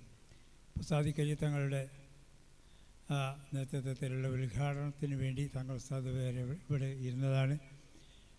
ഈ മഗ്‌രിബിൻ്റെ അല്പം മുമ്പായി തങ്ങൾ ഉസ്താദ് ഇവിടെ എത്തിച്ചേരും. ഇൻഷാ അല്ലാഹ്.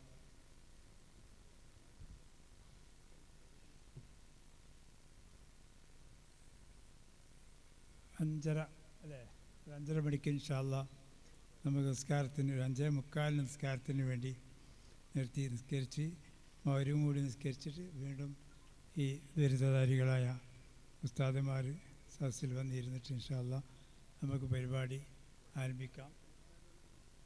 അതിൻ്റെ ഇടയ്ക്ക് മിർഷാദ് യമാനി ഒരു ചെറു പ്രസംഗം ഇവിടെ നടത്തുന്നതിന് വേണ്ടി അദ്ദേഹത്തെ ക്ഷണിക്കും.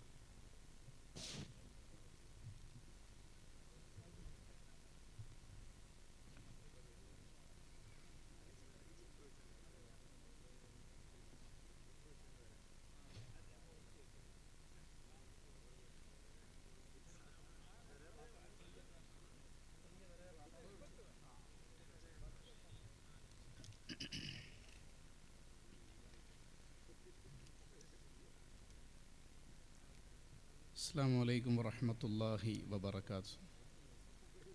السلام عليكم ورحمة الله وبركاته. أعوذ بالله من الشيطان الرجيم. بسم الله الرحمن الرحيم. الحمد لله رب العالمين والصلاة والسلام على رسوله الأمين وعلى آله وصحبه أجمعين أما بعد. ഏറെ ബഹുമാന ആദരവുകൾ നിറഞ്ഞ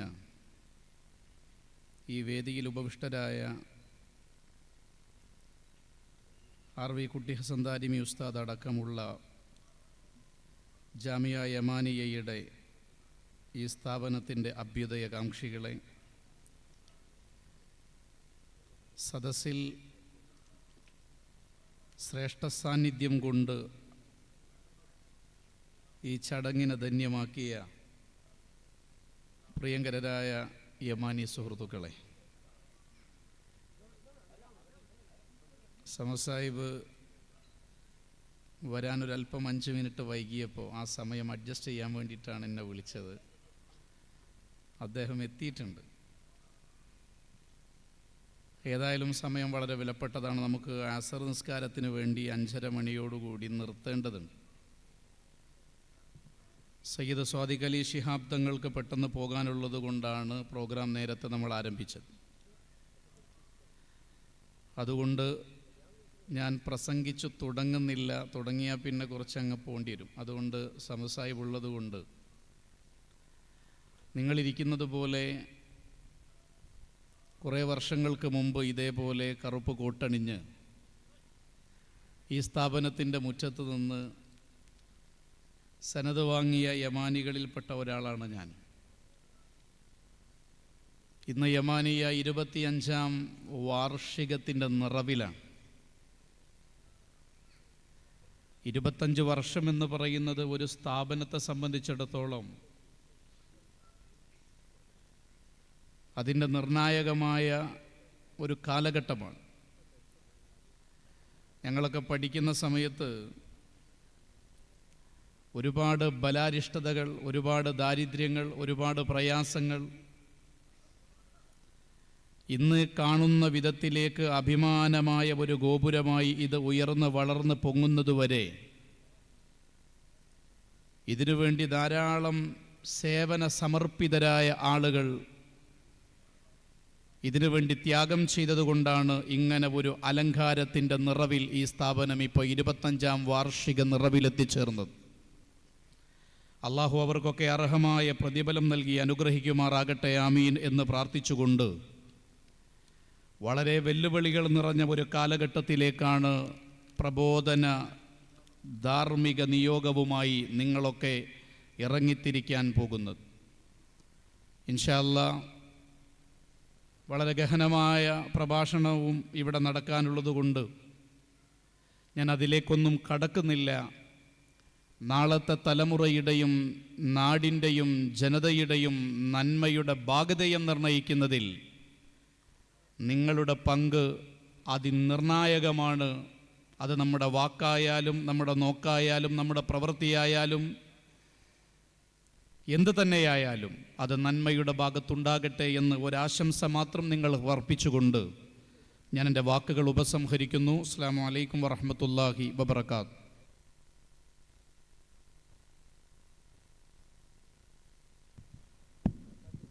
ഈ മഹത്തായ സമ്മേളനത്തിൽ മുഖ്യപ്രഭാഷണം നടത്തുന്നതിന് വേണ്ടി സുന്നി യുവജന സംഘത്തിൻ്റെ സംസ്ഥാന സെക്രട്ടറി കൂടിയായ അബ്ദുസ്മദ് പൂക്കോട്ടൂർ സാഹിബിനെ ആദരപൂർവ്വം ക്ഷണിക്കുന്നു.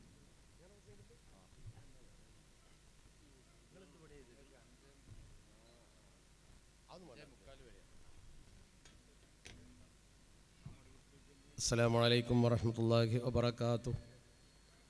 الحمد لله الحمد لله نحمده ونستعينه ونؤمن به ونتوكل عليه ونعوذ بالله من شرور أنفسنا ومن سيئات أعمالنا من يهده الله فلا مضل له ومن يضلل فلا هادي له وأشهد أن لا إله إلا الله وحده لا شريك له وأشهد أن سيدنا محمدا صلى الله عليه وسلم عبده ورسوله أرسله إلى كافة الخلق ليظهره على الدين كله ولو كره المشركون اللهم صل وسلم وبارك على رسولك سيدنا محمد وعلى آله وأصحابه أجمعين أعوذ بالله من الشيطان الرجيم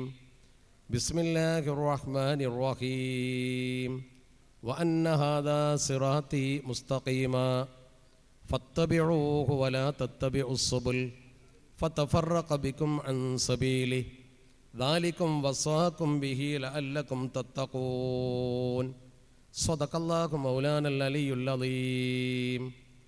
അനുഗ്രഹീതമായ ഈ വേദിയെ ധന്യമാക്കുന്ന ബഹുമാന്യരായ കുട്ടിയാസൻ ദാരിമി അടക്കമുള്ള ബഹുമാന്യരായ സയ്യിദന്മാർ, ആലിമീങ്ങൾ, സാമൂഹ്യ സാംസ്കാരിക രംഗത്തെ പ്രമുഖരായ നേതാക്കൾ, ഏറെ പ്രതീക്ഷയോടുകൂടി ജാമിയ യമാനിയയിൽ നിന്നും സനദ് വാങ്ങി പുറത്തിറങ്ങുന്ന യുവ പണ്ഡിതന്മാർ, നമ്മുടെ ഈ അനുഗ്രഹീതമായ സ്ഥാപനത്തെ സ്നേഹിക്കുകയും പ്രോത്സാഹിപ്പിക്കുകയും ചെയ്യുന്ന സമൂഹത്തിൻ്റെ വിവിധ മണ്ഡലങ്ങളിലുള്ള നേതാക്കൾ, അതുപോലെ തന്നെ ഇവിടെ ഒത്തുകൂടിയ പ്രിയപ്പെട്ട സഹോദരിമാർ, അർഹമുറാഹിമായ റബ്ബ് സുബ്ഹാനഹു വ തആല നമ്മുടെ ഒരുമിച്ച് കൂടൽ ഒരു ഖൈറായ അമലായി നമ്മിൽ നിന്ന് കബൂൽ ചെയ്യട്ടെ.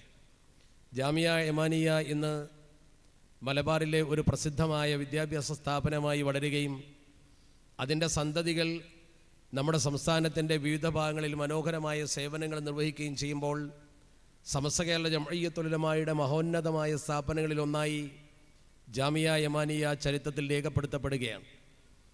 അതിൻ്റെ ഭാഗമായി ഇന്നിവിടെ നടക്കുന്ന സനദ്ദാന മഹാസമ്മേളനത്തിൽ പ്രഗത്ഭരും പ്രതിഭാസമ്പന്നരുമായ ദഅവത്തിന് കെൽപ്പുള്ള പ്രഗത്ഭരായ പണ്ഡിതന്മാർ ഈ സ്ഥാപനത്തിൽ നിന്ന് പുറത്തിറങ്ങി സമൂഹമധ്യേ ഇസ്ലാമിക ചൈതന്യധന്യമായ പ്രവർത്തനങ്ങൾക്ക് നേതൃത്വം കൊടുക്കുന്നതിന് നമ്മളൊക്കെ സാക്ഷിയാവുകയാണ്.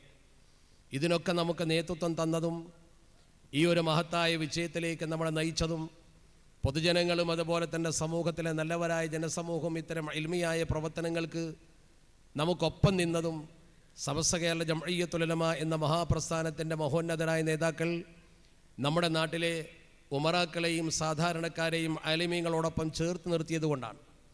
ആ ചേർത്തുനിൽപ്പിൻ്റെ ഫലമാണ് നമ്മുടെ കേരളത്തിലെ ഇത്തരം സ്ഥാപനങ്ങൾ. ഇതിനാവശ്യമായ അടിസ്ഥാനപരമായ സ്ഥലങ്ങളും സംഭാവനകളും ദൈനംദിന പ്രവർത്തനങ്ങൾക്ക് വേണ്ടിയുള്ള ഒരുപാട് നാണയത്തുട്ടുകളും ആത്മാർത്ഥമായി സംഭാവന ചെയ്യുന്ന ഒരുപാട് ആളുകൾ നമ്മുടെ സമൂഹത്തിലുണ്ട്. ജാമിയ യമാനിയ എന്ന ഈ ക്യാമ്പസ് ഇതുപോലെ ഉയർന്നു വരുമ്പോൾ ഇവിടെ നിങ്ങൾ ഇൽമു പഠിക്കാൻ ഉപകരിക്കുന്ന ഈ കെട്ടിടങ്ങളും സംവിധാനങ്ങളുമൊക്കെ നമ്മളിവിടെ ഉണ്ടാക്കി വെച്ചത് ഒട്ടനവധി നല്ലവരായ ദീനീ തൽപരരുടെ സംഭാവനകളുടെ അകമഴിഞ്ഞ സേവന പ്രവർത്തനങ്ങൾ കൊണ്ടാണ്. അള്ളാഹു അവർക്കൊക്കെ മഗ്ഫിറത്തും റഹ്മത്തും ജീവിച്ചിരിക്കുന്നവർക്ക് ദീർഘായുസ്സും ആഫിയത്തും പ്രദാനം ചെയ്യട്ടെ. നമ്മുടെ സമുദായത്തിലെ ഏറ്റവും പ്രധാനപ്പെട്ട ഉലമാക്കളും ഉമറാക്കളും അവർ ഈ സമൂഹത്തെ ഇത്തരം പ്രവർത്തനങ്ങൾക്ക് സഹായിക്കത്തക്ക വിധമുള്ള പ്രവർത്തനത്തിലൂടെ നമ്മുടെ സമൂഹത്തെ പാകപ്പെടുത്തിയെടുക്കുന്ന പ്രവർത്തനങ്ങളാണ് നമ്മുടെ സമൂഹത്തിൽ ഇന്ന് ആവശ്യം എന്നാണ് ചരിത്രം നമ്മളോട് കൃത്യമായി പറയുന്നത്. അതിൽ അഹ്ലുസുന്നത്തി വ ജമാഅത്തിൻ്റെ പന്ഥാവിലൂടെയുള്ള പ്രചരണ പ്രവർത്തനങ്ങൾക്ക് എക്കാലത്തും നേതൃത്വം കൊടുത്ത മഹത്തായ പ്രസ്ഥാനമാണ് സമസ്ത കേരള ജംഇയ്യത്തുൽ ഉലമ എന്ന് പറയുന്ന ആദർശ പ്രസ്ഥാനം. കാരണം നമ്മളോട് അള്ളാഹുവിൻ്റെ പരിശുദ്ധ ദീൻ പഠിപ്പിച്ചതും പരിശുദ്ധ പ്രവാചകർ നമ്മളോട് പറഞ്ഞതും നമ്മുടെ കാലം ഇങ്ങനെ കറങ്ങി മുന്നോട്ട് പോകുമ്പോൾ അവർക്ക് നമ്മുടെ സമൂഹത്തിൽ വ്യത്യസ്തമായ ചിന്താധാരകൾ കാണേണ്ടി വരും. ആ ചിന്താധാരകൾ കാണുമ്പോൾ നമ്മൾ എന്തു ചെയ്യണം എന്ന് പരിശുദ്ധ ദീൻ വളരെ നേരത്തെ നമ്മളെ പഠിപ്പിച്ചിട്ടുണ്ട്. ആ പഠന പ്രക്രിയയുടെ ഒരു പ്രയോഗവൽക്കരണമാണ് സമസ്ത കേരള ജംഇയ്യത്തുൽ ഉലമ എന്ന പ്രസ്ഥാനം ഇവിടെ നിർവഹിച്ചത്. പരിശുദ്ധ പ്രവാചകർ പറഞ്ഞു, മങ്കാന മുസ്തന്നൻ ഫല്യസ്തന്ന ബിസുന്നത്തി മൻ ഖാൽ എന്ന് പറഞ്ഞ അള്ളാഹുവിൻ്റെ പരിശുദ്ധ പ്രവാചക ഖദ്മാത് ബിസുന്നത്തി മൻ ഖദ്മാത്, മരണപ്പെട്ടു പോയ ആളുകളുടെ ആ ചര്യം നിങ്ങൾ പിന്തുടരണം, നമ്മുടെ പൂർവികരുടെ ചര്യം നിങ്ങൾ പിന്തുടരണം. മങ്കാന മുസ്തന്നൻ, ആരെങ്കിലും ഒരു ചര്യ അവലംബിക്കാൻ ആഗ്രഹിക്കുന്നുവെങ്കിൽ ഫല്ലസ്തന്ന ബിമൻ ഖദ്മാത്, നമ്മിൽ നിന്ന് പിരിഞ്ഞു പോയ പൂർവീകരായ മഹത്തുക്കളുടെ ആ ചര്യയാണ് നിങ്ങൾ പിന്തുടരേണ്ടത് എന്ന് പരിശുദ്ധ പ്രവാചകർ പറഞ്ഞു. കാരണം ഫഇന്നൽ ഹയ്യ ലാ തുഅ്മനു അലൈഹിൽ ഫിത്ന, ജീവിച്ചിരിക്കുന്നവരുടെ കൂട്ടത്തിൽ ഒരു പക്ഷേ ഈ രേഖയിൽ നിന്ന് മാറി ചിന്തിക്കുന്ന ഫിത്നപൂർവമായ പ്രവർത്തനങ്ങൾ നമ്മുടെ സമൂഹത്തിൽ സംഭവിച്ചേക്കാമെന്നതിൻ്റെ സൂചനയാണ് പരിശുദ്ധ പ്രവാചകർ പറഞ്ഞത്. ആരെയാണ് പരിശുദ്ധ പ്രവാചകർ ഉദ്ദേശിച്ചത്? ബിസുന്നത്തി മൻ ഖദ് മാത്, നിങ്ങളിൽ നിന്ന് പിരിഞ്ഞു പോയ ആളുകളുടെ ചര്യ നിങ്ങൾ പിന്തുടരണം എന്ന് പരിശുദ്ധ പ്രവാചകർ നമ്മുടെ സമൂഹത്തെ പഠിപ്പിച്ചപ്പോൾ അതുകൊണ്ട് ഉദ്ദേശിക്കപ്പെട്ടത് എന്താണ്? ഉലൈക അസ്ഹാബു മുഹമ്മദിൻ, അത് മുഹമ്മദ് നബി സല്ലല്ലാഹു അലൈഹി വസല്ലമ തങ്ങളുടെ മഹോന്നതരായ സ്വഹാബത്തിൻ്റെ ചര്യയാണ്. ആ ചര്യയാണ് നിങ്ങൾ പിന്തുടരേണ്ടത്. അതിനെക്കുറിച്ച് പരിശുദ്ധ ദീനുൽ ഇസ്ലാമിനെ വ്യാഖ്യാനിച്ച മഹാപണ്ഡിതന്മാർ പറഞ്ഞു, നമ്മൾ അവലംബിക്കുന്ന, നമ്മൾ അനുധാവനം ചെയ്യുന്ന ആ മഹാന്മാരായ സ്വഹാബത്തിൻ്റെ ജീവിത പ്രവർത്തനത്തെക്കുറിച്ച് പറഞ്ഞു. കാനു അഫ്ളല ഹാദിഹിൽ ഉമ്മ, അവർ ഈ ഉമ്മത്തിൻ്റെ ഏറ്റവും ശ്രേഷ്ഠ വിഭാഗമായിരുന്നു. നമ്മുടെ ഉമ്മത്തിലെ ആദ്യ കാലഘട്ടത്തിലെ അത്യുത്തമ വിഭാഗം അബർറഹ ഖുലൂബൻ വ അഅമഖഹ ഇൽമൻ, നല്ല പരിശുദ്ധ ഹൃദയവും ആഴത്തിൽ ജ്ഞാനമുള്ളവരുമായിരുന്നു അവർ. ഇൽമിൽ റുസൂഖുള്ള മഹാപണ്ഡിതന്മാർ, അല്ലാഹുവിൻ്റെ പരിശുദ്ധ തിരുദൂതരിൽ നിന്നും ദീനിൻ്റെ നേർരൂപം നേരിട്ട് പഠിച്ചവർ. ഇഖ്താറഹുമുല്ലാഹു ബിസുഹ്ബത്തി നബിയിഹി, ഇഖ്താറഹുമുല്ലാഹ്, അല്ലാഹു സുബ്ഹാനഹു വ തആല അവരെ സെലക്ട് ചെയ്തിരിക്കുന്നു. ലിസുഹ്ബത്തി നബിയിഹി, നബി സല്ലല്ലാഹു അലൈഹി വസല്ലമ തങ്ങളെ പിന്തുടരുന്നതിന് വേണ്ടി. അതുപോലെ തന്നെ വലി അഇമ്മത്തി ദീനിഹി, പരിശുദ്ധ ദീനുൽ ഇസ്ലാമിൻ്റെ അഇമ്മത്തിനെയും പരിശുദ്ധ പ്രവാചകരെയും പിന്തുടരുന്നതിന് വേണ്ടി അല്ലാഹു സുബ്ഹാനഹു വ തആല അവരെ പ്രത്യേകം തെരഞ്ഞെടുത്തിരിക്കുന്നു. ഫഅരിഫൂ ലഹും ഫദ്ലഹും വത്തബിഊഹും അലാ ആഥാരിഹിം, നിങ്ങൾ അവരെയാണ് പിൻപറ്റേണ്ടത്, അവരുടെ അഥറുകളെയാണ് നിങ്ങൾ പിൻപറ്റേണ്ടത് എന്ന് മാത്രമല്ല അവരുടെ സൽക്കർമ്മങ്ങൾക്ക് പിറകെ നിങ്ങൾ സഞ്ചരിക്കണമെന്ന് പറയുന്നു. മാത്രമല്ല വതമസ്സകൂ ബിമസ്തതഅതും മിൻ അഖ്ലാഖിഹിം, അവരുടെ സ്വഭാവത്തിൽ നിന്ന് എന്തുമാത്രം നിങ്ങൾക്ക് അവലംബിക്കാൻ കഴിയുമോ അത് മുഴുവനും നിങ്ങൾ അവലംബിക്കണമെന്ന് പറയുന്നു. വസിയരിഹിം, അവരുടെ വ്യക്തമായ ചര്യയിൽ നിന്നും ആ പൂർവീക ചര്യ നിലനിർത്തുക എന്നതാണ് അള്ളാഹുവിൻ്റെ പരിശുദ്ധ ദീനുൽ ഇസ്ലാമിൻ്റെ നേർരൂപം ഇവിടെ നിലനിർത്താനുള്ള ഏറ്റവും പ്രധാനപ്പെട്ട പ്രവർത്തനം. ആ പ്രവർത്തനമാണ് പണ്ഡിതന്മാർ നിർവഹിക്കേണ്ടത്. കാരണം ഫഇന്നഹും കാനൂ അലാ സിറാത്തി മുസ്തഖീം, അവർ നേർപാതയിലായിരുന്നു. ആ നേർപാതയിലേക്ക് ജനസമൂഹത്തെ ചേർക്കാൻ വേണ്ടിയാണ് നമ്മളോട് അല്ലാഹു സുബ്ഹാനഹു വ തആല 5 വക്തിലും പ്രത്യേകം ഇഹ്ദിന സിറാത്തൽ മുസ്തഖീം എന്ന് പ്രാർത്ഥിക്കാൻ പറഞ്ഞത്. ആ പ്രാർത്ഥന നിർഭരമായ മനസ്സുമായി ഒരു ഉമ്മത്ത് നിൽക്കുമ്പോൾ, ആ പ്രാർത്ഥന നിർഭരമായ ഉമ്മത്തിൻ്റെ മനസ്സിലുള്ള നേർപാതയുണ്ടല്ലോ, ആ നേർപാത ഇവിടെ നിലനിർത്തുക എന്ന ധർമ്മമാണ് സമസ്ത കേരള ജംഇയ്യത്തുൽ ഉലമ ഇവിടെ വർഷങ്ങളായി പ്രവർത്തിച്ചുകൊണ്ട് സമൂഹത്തിൽ ഉണ്ടാക്കി തീർത്ത മാറ്റം. ആ മാറ്റത്തിൻ്റെ 100ാം വാർഷികം ആഘോഷിക്കാനിരിക്കുന്ന സന്ദർഭത്തിലാണ് നമ്മൾ ജാമിയ യമാനിയയുടെ മഹത്തായ സംഗമം ഇവിടെ സംഘടിപ്പിക്കുന്നത്. ആദ്യ കാലഘട്ടത്തിൽ ഈ സത്യം ജനങ്ങൾക്ക് ബോധ്യപ്പെടുത്തി കൊടുക്കേണ്ടി വന്നത് നേർപാതയിൽ നിന്നും വ്യതിചലിച്ചൊരു സമൂഹം സൃഷ്ടിക്കപ്പെടുന്നുവെന്ന ബോധ്യം നമ്മുടെ മഹോന്നതരായ പണ്ഡിതന്മാർക്ക് ലഭ്യമായപ്പോഴാണ്.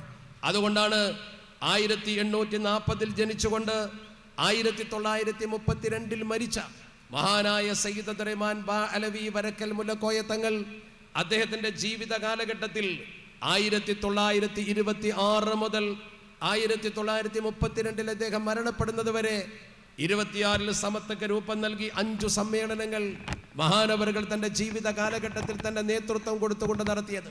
വരക്കൽ മുല്ലക്കോയ തങ്ങൾ ജീവിച്ചിരിക്കുന്ന കാലത്ത് 5 മഹാസമ്മേളനം സമത്വ കേരള ജംഇയ്യത്തുൽ ഉലമയുടെ ബാറിൽ നടന്നിട്ടുണ്ട്. 1927 ഫെബ്രുവരിയിൽ താനൂരിലായിരുന്നു 1ാമത്തെ സമത്വ കേരള ജംഇയ്യത്തുൽ ഉലമയുടെ സമ്മേളനം നടത്തി ജനങ്ങളെ ബോധ്യപ്പെടുത്തുക എന്ന ആ മാതൃപ്രക്രിയ പോലും നമുക്ക് പഠിപ്പിച്ചു തന്ന പരിശുദ്ധ പ്രവാചകരുടെ അറഫ സംഗമത്തിന്റെ രീതി അവലംബിച്ചുകൊണ്ട് ആ രീതിയിലൂടെ സമൂഹത്തെ നടത്താൻ വരക്കൽ മുല്ലക്കോയ തങ്ങൾ 1926 സമത്വ രൂപീകരിച്ച് 1927 ഫെബ്രുവരിയിൽ താനൂരിൽ മഹാസമ്മേളനം നടത്തി. അതേ വർഷം തന്നെ 1927 ഡിസംബർ മാസത്തിൽ മോളൂരിൽ സമ്മേളനം നടത്തി. 3ാമത്തെ സമ്മേളനം ചമ്മൻകുഴി എന്ന് പറയുന്ന പാലക്കാടൻ പ്രദേശത്ത് 1929 ജനുവരി മാസം നടത്തി.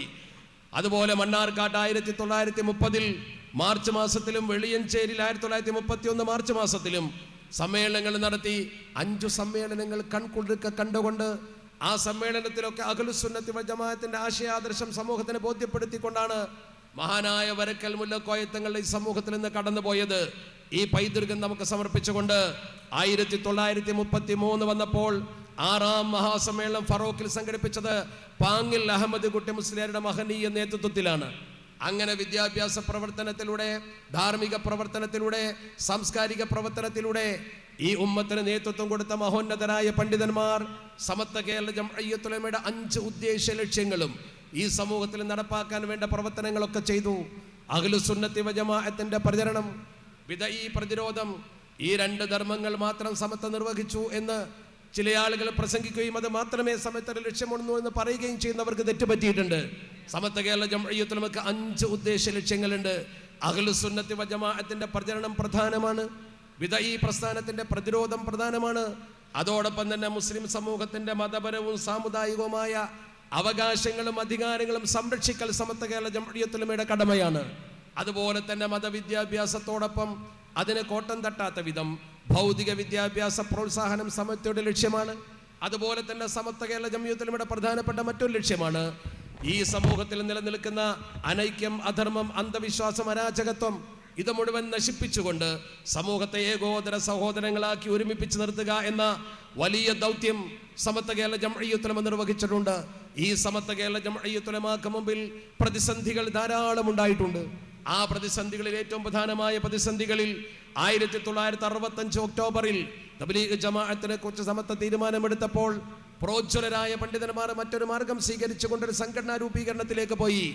ആ സംഘടനാ രൂപീകരണ ശേഷം അതേക്കുറിച്ച് പഠിക്കാൻ അവർ സമിതി ഉണ്ടാക്കി. അവർ സമിതി ഉണ്ടാക്കി റിപ്പോർട്ട് കൊടുത്തൊക്കെ ചെയ്തെങ്കിലും അത് അവരുടെ ഉള്ളിൽ മാത്രം നിൽക്കുന്ന കാര്യമാണ്. അത് പുറത്ത് സമൂഹം അറിഞ്ഞത് ആ പ്രവർത്തനത്തെക്കുറിച്ച് പാണക്കാട് പൂക്കോയത്തങ്ങളുടെ കാഴ്ചപ്പാട് പ്രകടമാക്കിയപ്പോഴാണ്. മഹാനവറുകൾ 1966 ഏപ്രിൽ മാസം 3-ാം തീയതി അതിശക്തമായൊരു പ്രസംഗം നടത്തി കോഴിക്കോട്ട് കുറ്റിച്ചിറയിൽ. ബഹുമാനപ്പെട്ട പാണക്കാട്ട പൂക്കോയത്തങ്ങൾ പറഞ്ഞു, നമുക്ക് അഖിലയും വേണ്ട, കൊകിലയും വേണ്ട, അഖില അകലെ, സമത്വ മതി. ആ ഒരു പ്രഖ്യാപനത്തോടു കൂടി കേരളത്തിലെ സാധാരണക്കാരുടെ മുമ്പിൽ ഇനി ഒരു പ്രസ്ഥാനവുമായി വന്നിട്ട് ഒരു പ്രയോജനവുമില്ല എന്ന് ദീനീ ബോധമുള്ള മുഴുവൻ ആളുകളും മനസ്സിലാക്കുകയും ആ ബോധ്യത്തിന്റെ പശ്ചാത്തലത്തിൽ തന്നെ ഈ സംഘം രൂപീകരിച്ച ആളുകൾ അതേക്കുറിച്ച് പഠിച്ച് അവർക്ക് സമത്വ പറഞ്ഞതിൽ യാതൊരു വ്യത്യാസവുമില്ലെന്ന് ബോധ്യപ്പെടുകയും ചെയ്തതോടെ അത്തരമൊരു പ്രസ്ഥാനത്തിന്റെ പ്രസക്തി തന്നെ സമൂഹത്തിൽ നഷ്ടപ്പെട്ടു. അന്ന് അഖിലയിൽ പ്രവർത്തിച്ചിരുന്ന പ്രമുഖരിൽ പലരും ആ പ്രസ്ഥാനത്തെ കൈയൊടിക്കാൻ തയ്യാറായി. മഹാനായ ശൈഖ് ആദം ഹസ്രത്ത് വരെ KT ഇമാം മുസ്ലിയാരെ നേരിൽ കണ്ടുകൊണ്ട് അദ്ദേഹത്തെ വിളിപ്പിച്ച് ഈ അഖിലയിൽ പ്രവർത്തിക്കണമെന്ന് പറഞ്ഞിട്ടുണ്ട്. മഹാനായ CH ഹൈദ്രോസ് മുസ്ലിയാരുടെ ഉസ്താദ് അദ്ദേഹത്തെ വിളിച്ചുകൊണ്ട് അഖിലയിൽ പ്രവർത്തിക്കണമെന്ന് പറഞ്ഞിട്ടുണ്ട്. വലിയ വലിയ ഫദ്ഫരിയെ പോലുള്ള മഹാരഥന്മാരായ പണ്ഡിതന്മാർ ആ സംഘത്തിൽ അണിനിരന്നപ്പോൾ ജനസമൂഹത്തിന്റെ പിൻബലം മുഴുവൻ അവർക്ക് ലഭ്യമാകേണ്ടതാണ്. ആ പിൻബലം ലഭ്യമാകുന്നതിന് പകരം അവർക്ക് തന്നെ അത് നിർത്തിവെക്കേണ്ടി വന്നത്, ഞാൻ നേരത്തെ പറഞ്ഞ പോലെ ഒരു കരിസ്മാറ്റിക് പേഴ്സണാലിറ്റി ഉണ്ടായിരുന്ന പാണക്കാട്ട പൂക്കോയത്തങ്ങൾ ജനമധ്യത്തിൽ വന്നുകൊണ്ട് പറഞ്ഞു, നമുക്ക് അഖില വേണ്ട, നമുക്ക് സമത്വ കേരള ജംഇയ്യത്തുൽ ഉലമ മാത്രം മതി എന്ന് ബഹുമാനപ്പെട്ടവർ കൃത്യമായി സമൂഹത്തോട് പറഞ്ഞത് കൊണ്ടാണ്. ആ ചരിത്രത്തെയും പൈതൃകത്തെയും മറന്നു പോകരുത്. ആ മഹാന്മാരായ പണ്ഡിതന്മാരും സയ്യിദന്മാരും സാധാരണക്കാരും ചേർത്ത് പിടിച്ചുകൊണ്ട് നമ്മുടെ സമൂഹത്തിൽ വളരെ മനോഹരമായ ഒരു സാംസ്കാരിക പാരമ്പര്യം ഉണ്ടാക്കിയിട്ടുണ്ട്. ഇന്ന് ചില ആളുകൾ അത്തരം പ്രവർത്തനങ്ങളെ കുറിച്ച് സമൂഹമധ്യ അവതരിപ്പിക്കുമ്പോൾ നമ്മുടെ സമൂഹത്തെ തെറ്റിദ്ധരിപ്പിക്കുന്ന രീതിയിൽ ഈ സമൂഹത്തിന് മുമ്പിൽ പലതും അവതരിപ്പിക്കുന്ന കാഴ്ച നമുക്ക് കാണുവാൻ കഴിയും. ഈ സമൂഹത്തിന്റെ നേരാം ചരിത്രം, ഇസ്ലാമിക സമൂഹത്തിന്റെയും കേരള മുസ്ലിം പൈതൃകത്തിന്റെയും ശരിയായ ചരിത്രം സമൂഹത്തിന് പകർന്നു കൊടുക്കലാണ് നമ്മുടെ കടമ. ആ കടമ നിർവഹിക്കുന്നിടത്ത് BJPയെ പോലുള്ള സംഘപരിവാറിനെ പോലുള്ള ആളുകൾ ചരിത്രം വക്രീകരിക്കുന്നത് പോലെ നമ്മളും ചരിത്രം വക്രീകരിക്കാൻ ശ്രമിച്ചാൽ സമൂഹത്തിൽ അതിന്റെ ഇമ്പാക്ട് വളരെ വലുതായിരിക്കുമെന്ന് നമ്മൾ മനസ്സിലാക്കണം. നമ്മുടെ മഹല്ലുകളും മദ്രസകളും നമ്മുടെ ഇത്തരം സ്ഥാപനങ്ങളും ഒക്കെ പഠിച്ചു വളരുന്നത് ദീനിനോടും ഇൽമിനോടും സ്നേഹമുള്ള ഒരു സമൂഹം വളർന്നു വരുമ്പോഴാണ്. ആ സമൂഹത്തെ വാർത്തെടുക്കാനാണ് സമത്വ ശ്രമിച്ചത്. ഇക്കാലം അത്രയുമുള്ള സമത്വയുടെ പ്രവർത്തനത്തിന്റെ മഹത്വം ഈ കേരളീയ മുസ്ലിം ഉമ്മത്തിൽ നമുക്ക് കാണുവാൻ കഴിയുന്നുണ്ടല്ലോ. നമ്മുടെ സംഘശക്തിയുടെ ബലം നമുക്ക് കാണാൻ കഴിയുന്നുണ്ടല്ലോ.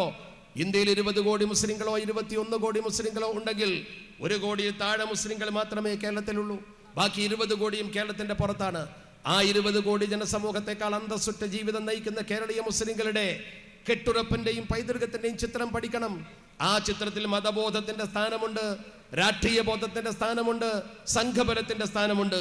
അതുകൊണ്ടാണ് മഹാന്മാരായ പണ്ഡിതന്മാർ അക്കാലഘട്ടത്തിൽ മുസ്ലിം സംഘശക്തിയോടൊപ്പവും അതുപോലെ തന്നെ സമത്വയോടൊപ്പവും ഒരുപോലെ നിന്നത്. അത് മനസ്സിലാക്കാൻ നമുക്ക് കഴിയണം. ഞാൻ എൻ്റെ പ്രിയപ്പെട്ട സഹോദരങ്ങളോട് പറയുന്നത്, ജാമിയ യമാനിയയിൽ നിന്ന് പഠിച്ച് പുറത്തിറങ്ങുന്ന പ്രിയപ്പെട്ട കുട്ടികൾ, നമ്മുടെ സമൂഹത്തിന്റെ അംഗീകാരമുള്ള പണ്ഡിതന്മാരായി മാറണമെങ്കിൽ ഈ പൈതൃകത്തിന്റെ പുറകെ തന്നെ സഞ്ചരിക്കേണ്ടി വരും. ആ പൈതൃകത്തിൽ വളരെ പ്രധാനമാണ് അഹ്ലുസുന്നത്തി വൽ ജമാഅ. അതിനാർക്കും ഒരു തർക്കവുമില്ല. അഹ്ലുസുന്നത്തി വൽ ജമാഅത്താണ് ദീനിന്റെ നേർപാത എന്ന വിഷയത്തിൽ കേരളത്തിലെ ജനസമൂഹത്തിന് ഒരു തർക്കവും ഉണ്ടാകാൻ കാര്യമില്ല. കാരണം കേരളത്തിലേക്ക് കടന്നു വന്ന മിഷണറിമാരിൽ പ്രമുഖരായിരുന്ന മാലിക് ബിൻ ദിനാർ റളിയല്ലാഹു തആല സംഘവും അവർ ഈ കേരളക്കരയിൽ ആദ്യമായി നിർമ്മിച്ചത് പള്ളികളാണ്. പള്ളികൾ നിർമ്മിച്ചുകൊണ്ട് അവിടെ ഖാദിമാരെ നിയമിച്ചു. ഈ ഖാദിമാരാണ് സമൂഹത്തിന് ദീൻ എന്തെന്ന് പഠിപ്പിച്ചു കൊടുത്തത്. അവരുടെ ജനകീയ പ്രബോധനത്തിന്റെ ചരിത്രവും ചിത്രവും പഠിക്കൂ നിങ്ങൾ. ആ ഒരു പള്ളിയിലും ഇന്നും അറബി ഭാഷയിലല്ലാതെ ഖുത്ബ നിർവഹിക്കപ്പെടുന്നില്ല. കേരളത്തിലെ ആദ്യകാല പള്ളികൾ മുഴുവൻ നോക്ക് നിങ്ങൾ. ഒന്ന് കൊടുങ്ങല്ലൂർ പള്ളിയാണ്. ഇന്ന് ഇന്ത്യൻ ആർക്കിയോളജിക്കൽ ഡിപ്പാർട്ട്മെന്റ് ഏറ്റെടുത്ത പൈതൃക സ്മാരകമാണത്. അതുപോലെ കേരളത്തിലുടനീളം നിലനിൽക്കുന്ന മാടായി പള്ളിയാണെങ്കിലും, കാസർഗോഡ് പള്ളിയാണെങ്കിലും, മംഗലാപുരം പള്ളിയാണെങ്കിലും, ശ്രീകണ്ഠപുരം പള്ളിയാണെങ്കിലും, ചാലിയത്തെ പള്ളിയാണെങ്കിലും പരിശോധിച്ച് നോക്കൂ. അവിടെയൊന്നും സ്ത്രീകൾ പള്ളിക്ക് പോകുന്നില്ല. നിങ്ങൾ നോക്കൂ, മഹാനായ മമ്പുറം സയ്യിദ് അലവി തങ്ങൾ കേരളത്തിൽ വന്ന് നിർവഹിച്ച ഏറ്റവും വലിയ പ്രവർത്തനം ആദ്യമായി പള്ളി നിർമ്മിക്കലായിരുന്നു. ആ പള്ളി നിർമ്മിച്ചുകൊണ്ട് ജനങ്ങൾക്ക് ദീൻ പഠിപ്പിച്ചു കൊടുക്കലായിരുന്നു. മഹാനവറുകൾ നിർമ്മിച്ച കൊടിഞ്ഞി പള്ളി അടക്കമുള്ള ധാരാളം പള്ളികളുടെ ചരിത്രവും ചിത്രവും അതിന്റെ പാരമ്പര്യവും നമ്മുടെ മുമ്പിലുണ്ട്. അവിടെയൊന്നും ഖുത്ബയുടെ ഭാഷാന്തരമില്ല. അവിടെയൊന്നും വനിതകൾ ജുമഅക്കോ ജമാഅത്തിനോ വരുന്നില്ല. എന്തുകൊണ്ട്? അതാണ് കേരളീയ പൈതൃകം. അങ്ങനെ ഒരു പൈതൃകത്തിന്റെ അപ്പുറത്തേക്ക് അവർ ചിന്തിച്ചിരുന്നുവെങ്കിൽ മമ്പുറം തങ്ങളുടെ സ്വന്തം ഭാര്യയെ പള്ളിയിൽ കൊണ്ടുവന്ന് നമസ്കരിക്കുമായിരുന്നില്ലേ? മക്കളെ കൊണ്ടുവന്ന് നമസ്കരിക്കുമായിരുന്നില്ലേ? പെൺമക്കളെ. അങ്ങനെ സംഭവിച്ച ചരിത്രം കേരളത്തിൽ ഉദ്ധരിക്കപ്പെട്ടിട്ടില്ലല്ലോ. അതുകൊണ്ട് അതാണ് പൈതൃകം എന്ന കാര്യത്തിൽ ഒരു തർക്കവുമില്ല. അത് ആക്രോശിക്കേണ്ടതല്ല, ബോധപൂർവം സമൂഹത്തിൽ തെര്യപ്പെടുത്തി കൊടുക്കേണ്ടതാണ്. ആ തെര്യപ്പെടുത്തലുകൾക്കിടയിൽ സമൂഹത്തിൽ വിള്ളലുണ്ടാക്കാൻ ശ്രമിക്കുന്ന പ്രവർത്തനങ്ങളാണ് അപകടമെന്നാണ് നമ്മൾ ഈ സമൂഹത്തോട് സൂചിപ്പിക്കുന്നത്. ഇവിടെ മുസ്ലിം സംഘശക്തിയും സമത്വ കേരള ജംഇയ്യത്തുൽ ഉലമയും ചേർന്ന് നിന്ന പാരമ്പര്യമാണുള്ളത്. ഞങ്ങൾ എപ്പോഴും പറയാറുണ്ട്, മുസ്ലിം രാഷ്ട്രീയ പ്രസ്ഥാനം എന്ന് പറയുന്ന ആ വലിയ മഹാപ്രസ്ഥാനം, പാണക്കാട് കുടുംബം നേതൃത്വം കൊടുക്കുന്ന പ്രസ്ഥാനം, ആ പ്രസ്ഥാനത്തിൽ സുന്നികളും അസുന്നികളും ഉണ്ടാകും. എന്നാൽ സമത്വ കേരള ജംഇയ്യത്തുൽ ഉലമയിൽ എല്ലാ രാഷ്ട്രീയ പാർട്ടിക്കാരും ഉണ്ടാകും. എല്ലാവരും ഒരുമിച്ച് തന്നെയാണ് സമത്വയെ കൊണ്ട് നടക്കുന്നത്. അതിലാർക്കും അസ്പൃശ്യത ആരും കൽപ്പിച്ചിട്ടില്ല. പക്ഷെ രണ്ടിലും ഭൂരിപക്ഷം ആളുകൾ ഉള്ളതുകൊണ്ട്, രണ്ടിലും ഭൂരിപക്ഷം ഒരേ ചിന്താഗതിക്കാരായതുകൊണ്ട് രണ്ടു കൂട്ടരും സമരസപ്പെട്ടുകൊണ്ട് പോകുന്നു, സമരപ്പെട്ടുകൊണ്ട് പോകാറില്ല. എന്തെങ്കിലും അഭിപ്രായാന്തരം ഉണ്ടാകുമ്പോൾ ചർച്ച ചെയ്ത് പരിഹരിക്കാൻ നല്ല ഉത്തമമായൊരു നേതൃത്വം നമ്മുടെ മുമ്പിലുണ്ട്. കേരളത്തിലെ മുസ്ലിങ്ങളെ സംബന്ധിച്ചിടത്തോളം അവർക്ക് അല്ലാഹു നൽകിയത് ഏറ്റവും വലിയ വരദാനം നേതൃമഹിമയാണ്. നോർത്ത് ഇന്ത്യയിലെ മുസ്ലിങ്ങൾക്ക് ഇല്ലാതെ പോയതും അതാണ്. കേരളീയ മുസ്ലിങ്ങളെ സംബന്ധിച്ചിടത്തോളം അവർക്ക് കിട്ടിയ ഏറ്റവും വലിയ നേട്ടം എന്താണ്?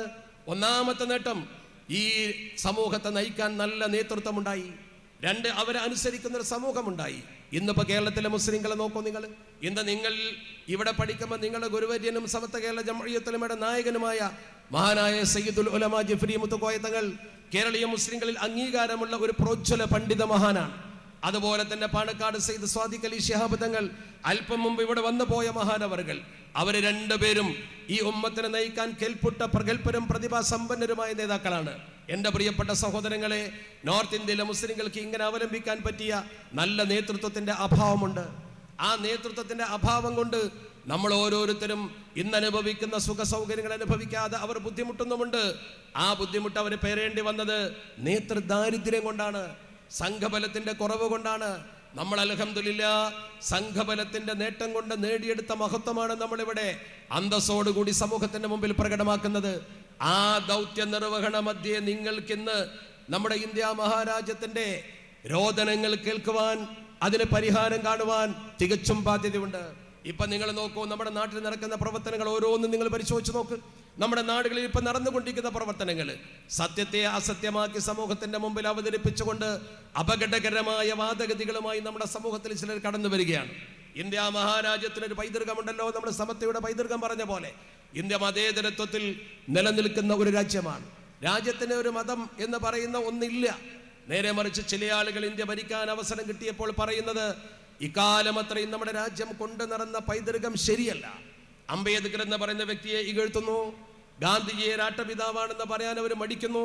എന്നാൽ ഇന്ത്യ മഹാരാജ്യത്തിന്റെ പൈതൃകവും ചരിത്രവും ചിത്രവും എന്ന് പരിശോധിച്ച് നോക്ക് നിങ്ങൾ. നമ്മുടെ രാജ്യത്തിന്റെ പൈതൃകം പരിശോധിച്ചാൽ നമ്മുടെ രാജ്യത്തെ മുസ്ലിങ്ങളും ഹിന്ദുക്കളും എല്ലാ ജാതി മതസ്ഥരും ഒരുമിച്ച് നല്ല നിലക്ക് മുന്നോട്ട് പോയ പാരമ്പര്യമാണുള്ളത്. ബ്രിട്ടീഷുകാർ ഇന്ത്യക്ക് സ്വാതന്ത്ര്യം തരുമ്പോൾ ബ്രിട്ടീഷുകാരുടെ മനസ്സിലൊരു ചിന്തയുണ്ടായിരുന്നു. അവർ വളരെ പെട്ടെന്ന് നമുക്ക് സ്വാതന്ത്ര്യം അനുവദിക്കുമ്പോൾ അവരെ മനസ്സിൽ, പെട്ടെന്നെന്ന് പറഞ്ഞാൽ നേരത്തെ സമരമൊക്കെ നടക്കുന്നുണ്ടെങ്കിലും അവർ ഇന്ത്യക്ക് സ്വാതന്ത്ര്യം തരുന്ന സമയത്ത് അവരുടെ മനസ്സിലൊരു ചിന്തയുണ്ടായിരുന്നു. ആ ചിന്ത ഇവിടെ ഒരുപാട് മതങ്ങളുണ്ട്, ഇവിടെ ഒരുപാട് ജാതികളുണ്ട്, ഒരുപാട് ഉപജാതികളുണ്ട്. ഇവരെല്ലാവരും കൊമ്പ് കോർത്ത് ഇന്ത്യ അവർക്ക് ഭരിക്കാൻ കഴിയാത്തൊരു രാജ്യമായി മാറും എന്നൊരു ചിന്ത പോലും അവർക്കുണ്ടായിരുന്നു. അങ്ങനെ എഴുതി വെച്ച ചിന്തകന്മാരുണ്ട്.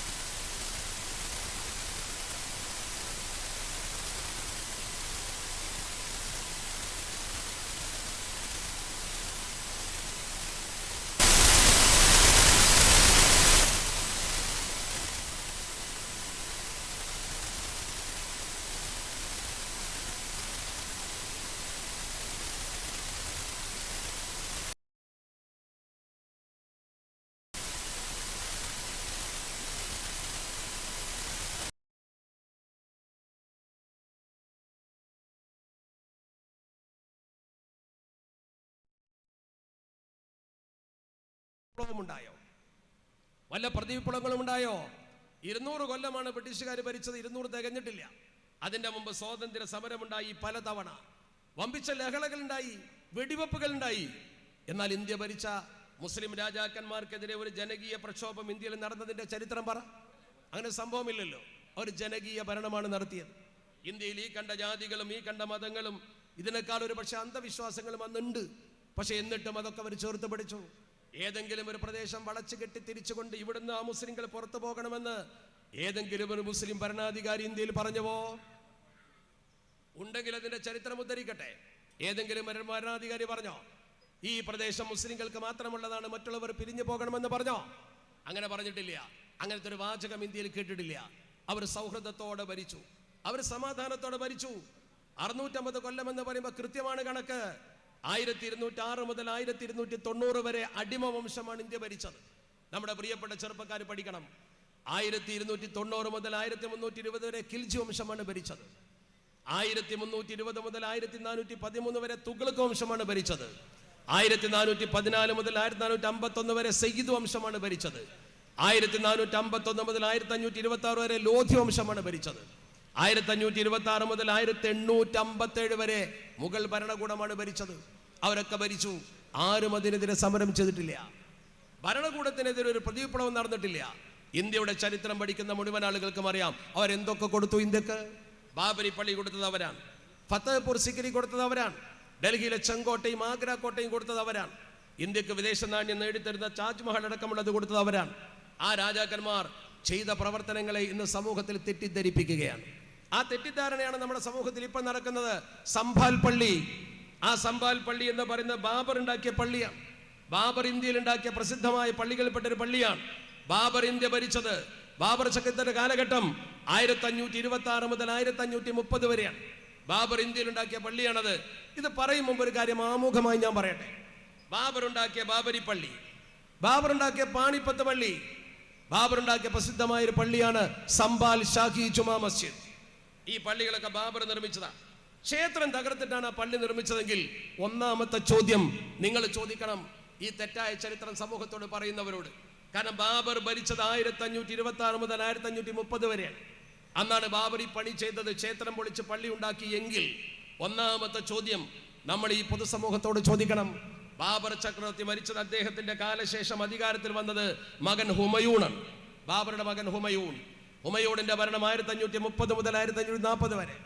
ഹുമയൂണിന്റെ കാലശേഷം പിന്നെ വരുന്നത് ആരാ? ഹുമയൂണിന്റെ കാലശേഷം പിന്നെ വരുന്നത് അക്ബറാണ്. അക്ബറാണ് ഭരിച്ചത്. ഒരു അഭിപ്രായ പ്രകാരം ഹുമയൂൺ 1556 വരെ ഭരിച്ചു. അതിനിടയ്ക്ക് ഷേർഷാ വന്നിരുന്നു. എന്നിട്ട് പിന്നെ വരുന്ന ഭരണാധികാരി അക്ബർ ചക്രവർത്തി. ആരാ അക്ബർ ചക്രവർത്തി? ഒരർത്ഥത്തിൽ പറഞ്ഞാൽ ഇസ്ലാമിനെ ഒരു കയ്യൊടിക്കൽ നടത്തിയ വ്യക്തിയാണ് അക്ബർ. അക്ബർ ഒരു ശരിയായ മുസ്ലിമാണെന്ന് പറയാൻ കഴിയില്ല, എനിക്ക് പറയാൻ കഴിയില്ല. ഞാൻ ചരിത്രം പഠിച്ചു നോക്കുമ്പോൾ തെറ്റാണെങ്കിൽ നിങ്ങൾക്ക് തിരുത്താം. അക്ബർ ചക്രവർത്തി ദീനെ ഇലാഹി എന്ന് പറയുന്നൊരു പുതിയ മതമുണ്ടാക്കി. അള്ളാഹുവിൻ്റെ മതത്തിൽ ഒരു പുതിയ മതമുണ്ടാക്കാൻ നമുക്ക് അധികാരമില്ല. അയാൾ അന്യ സ്ത്രീകളെ, അന്യ മത സ്ത്രീകളെ വിവാഹം കഴിച്ചു. അയാൾ അമ്പലത്തിൽ പോയി പൂജ നടത്തി. അയാൾ ഇസ്ലാമിനെ കൈയൊടിച്ചു. ഇസ്ലാമിൻ്റെ വിശ്വാസത്തെ കൈയൊടിച്ച വ്യക്തിയാണ് അക്ബർ. അക്ബറിന് ഏറ്റവും കൂടുതൽ ബന്ധം ഇന്ത്യയിലെ അമുസ്ലിം സുഹൃത്തുക്കളോടുണ്ടായിരുന്നു. ബാബർ ഇങ്ങനെയൊക്കെ ചെയ്തുവെങ്കിൽ അക്ബറിന്റെ കാലത്ത് ജീവിച്ച ഇന്നത്തെ ഹിന്ദുത്വവാദികളെക്കാൾ ഹിന്ദുത്വത്തിൽ വിശ്വാസമുള്ള ഏതെങ്കിലും ഒരാൾ പോയിട്ട് അക്ബറോട് ഞങ്ങൾക്ക് ഞങ്ങളെ ക്ഷേത്രം തിരിച്ചു തരണമെന്ന് പറഞ്ഞാൽ അക്ബർ കൊടുക്കുമായിരുന്നു. എന്തേ അക്ബറിന്റെ മുമ്പിൽ അങ്ങനെ ഒരു വാദം ഉയർന്നില്ല? എന്തേ അക്ബറോട് അങ്ങനെ ചോദിച്ചില്ല? അതിന്റെ അർത്ഥം എന്താണ്? അങ്ങനെ ഒരു പള്ളി പൊളിക്കൽ, ക്ഷേത്രം പൊളിക്കൽ അക്ബർ നടത്തിയിട്ടില്ല. അക്ബർ നടത്തിയിട്ടില്ല. ഇവർ ഇന്ത്യയിൽ ആദ്യം ചെയ്ത പ്രവർത്തനം ബാബരി പള്ളിക്കെതിരെ അവകാശവാദം ഉന്നയിക്കലാണ്. ആ ബാബരി പള്ളിക്കെതിരെ അവകാശവാദം ഉന്നയിച്ച ആളുകളോട് ഒരു കാര്യം നിങ്ങൾ ചോദിച്ചു നോക്കൂ. ബാബരി പള്ളി ക്ഷേത്രം പൊളിച്ചാണ് നിർമ്മിച്ചത് എന്നതിന് എന്ത് തെളിവാണ് ഇവരുടെ കയ്യിലുള്ളത്?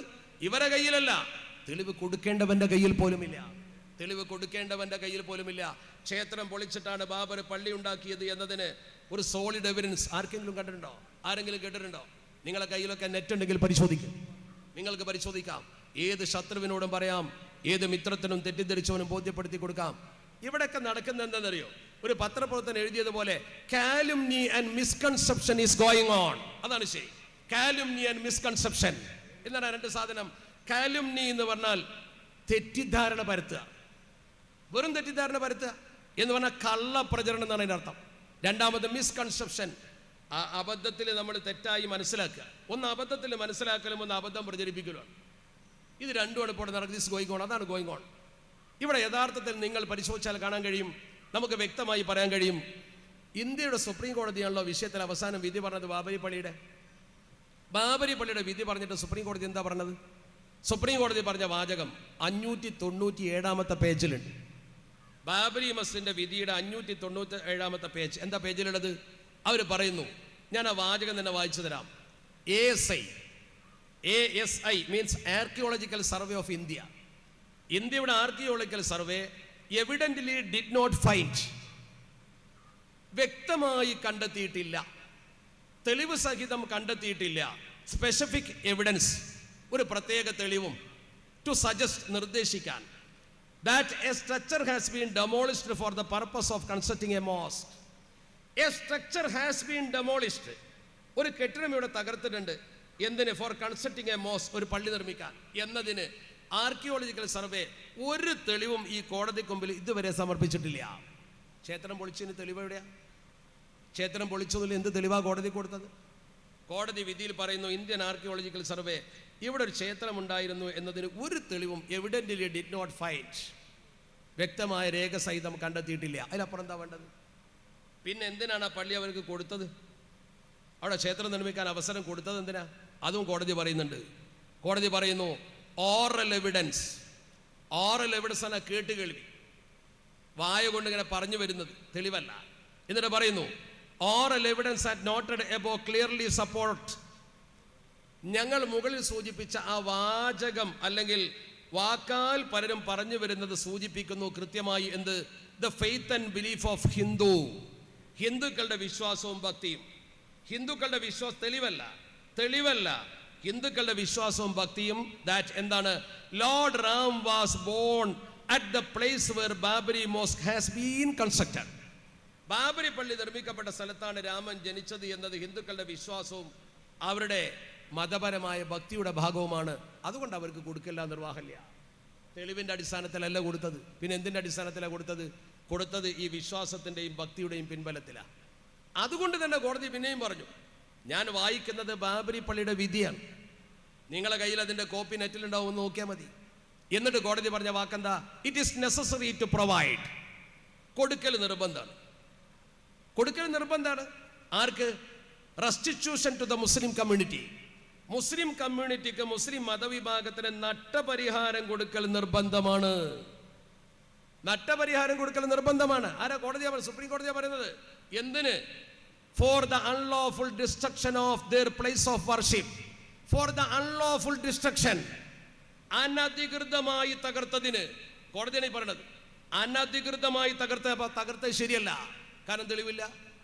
ക്ഷേത്രം ഉണ്ടെന്ന് തെളിവില്ലാതെ അടിസ്ഥാനത്തിൽ തകർത്തതിൻ്റെ നഷ്ടപരിഹാരം കൊടുക്കണം. അതാണ് വേറെ സ്ഥലത്ത് സ്ഥലം തന്ന് ക്ഷേത്രം ഉണ്ടാക്കി തന്നത്. കോടതി പറഞ്ഞിട്ട് അവർ ഔദാര്യമൊന്നുമല്ല. അപ്പോൾ തെളിവില്ലാതെ ഒരു പള്ളി തകർത്തു. ഇത് വളരെ വ്യക്തമായി ഇന്ത്യയുടെ ജഡ്ജ്മെന്റിൽ കൃത്യമായി രേഖപ്പെടുത്തി വെച്ചൊരു സംഗതിയാണ്. ഈ സംഭവം നടക്കുന്ന സമയത്ത് ഇന്ത്യയിൽ ഒരു പ്രത്യേക സംവിധാനം ഉണ്ടായി. ഗുലാം മുഹമ്മദ് ബനാത്ത് വാല ഇന്ത്യൻ പാർലമെന്റിൽ എഴുന്നേറ്റ് നിന്നിട്ട് പറഞ്ഞു, ബനാത്ത് വാല സാഹിബിന്റെ ശക്തമായ വാദം, ആരാധനാലയം എന്ന രീതിയിൽ ബാബരി പള്ളി മുസ്ലിങ്ങൾക്ക് പ്രധാനമാണ്. ആ പള്ളിക്ക് മേലാണ് അവകാശവാദം ഉന്നയിച്ച് കോടതിയിൽ പോയിട്ടുള്ളത്.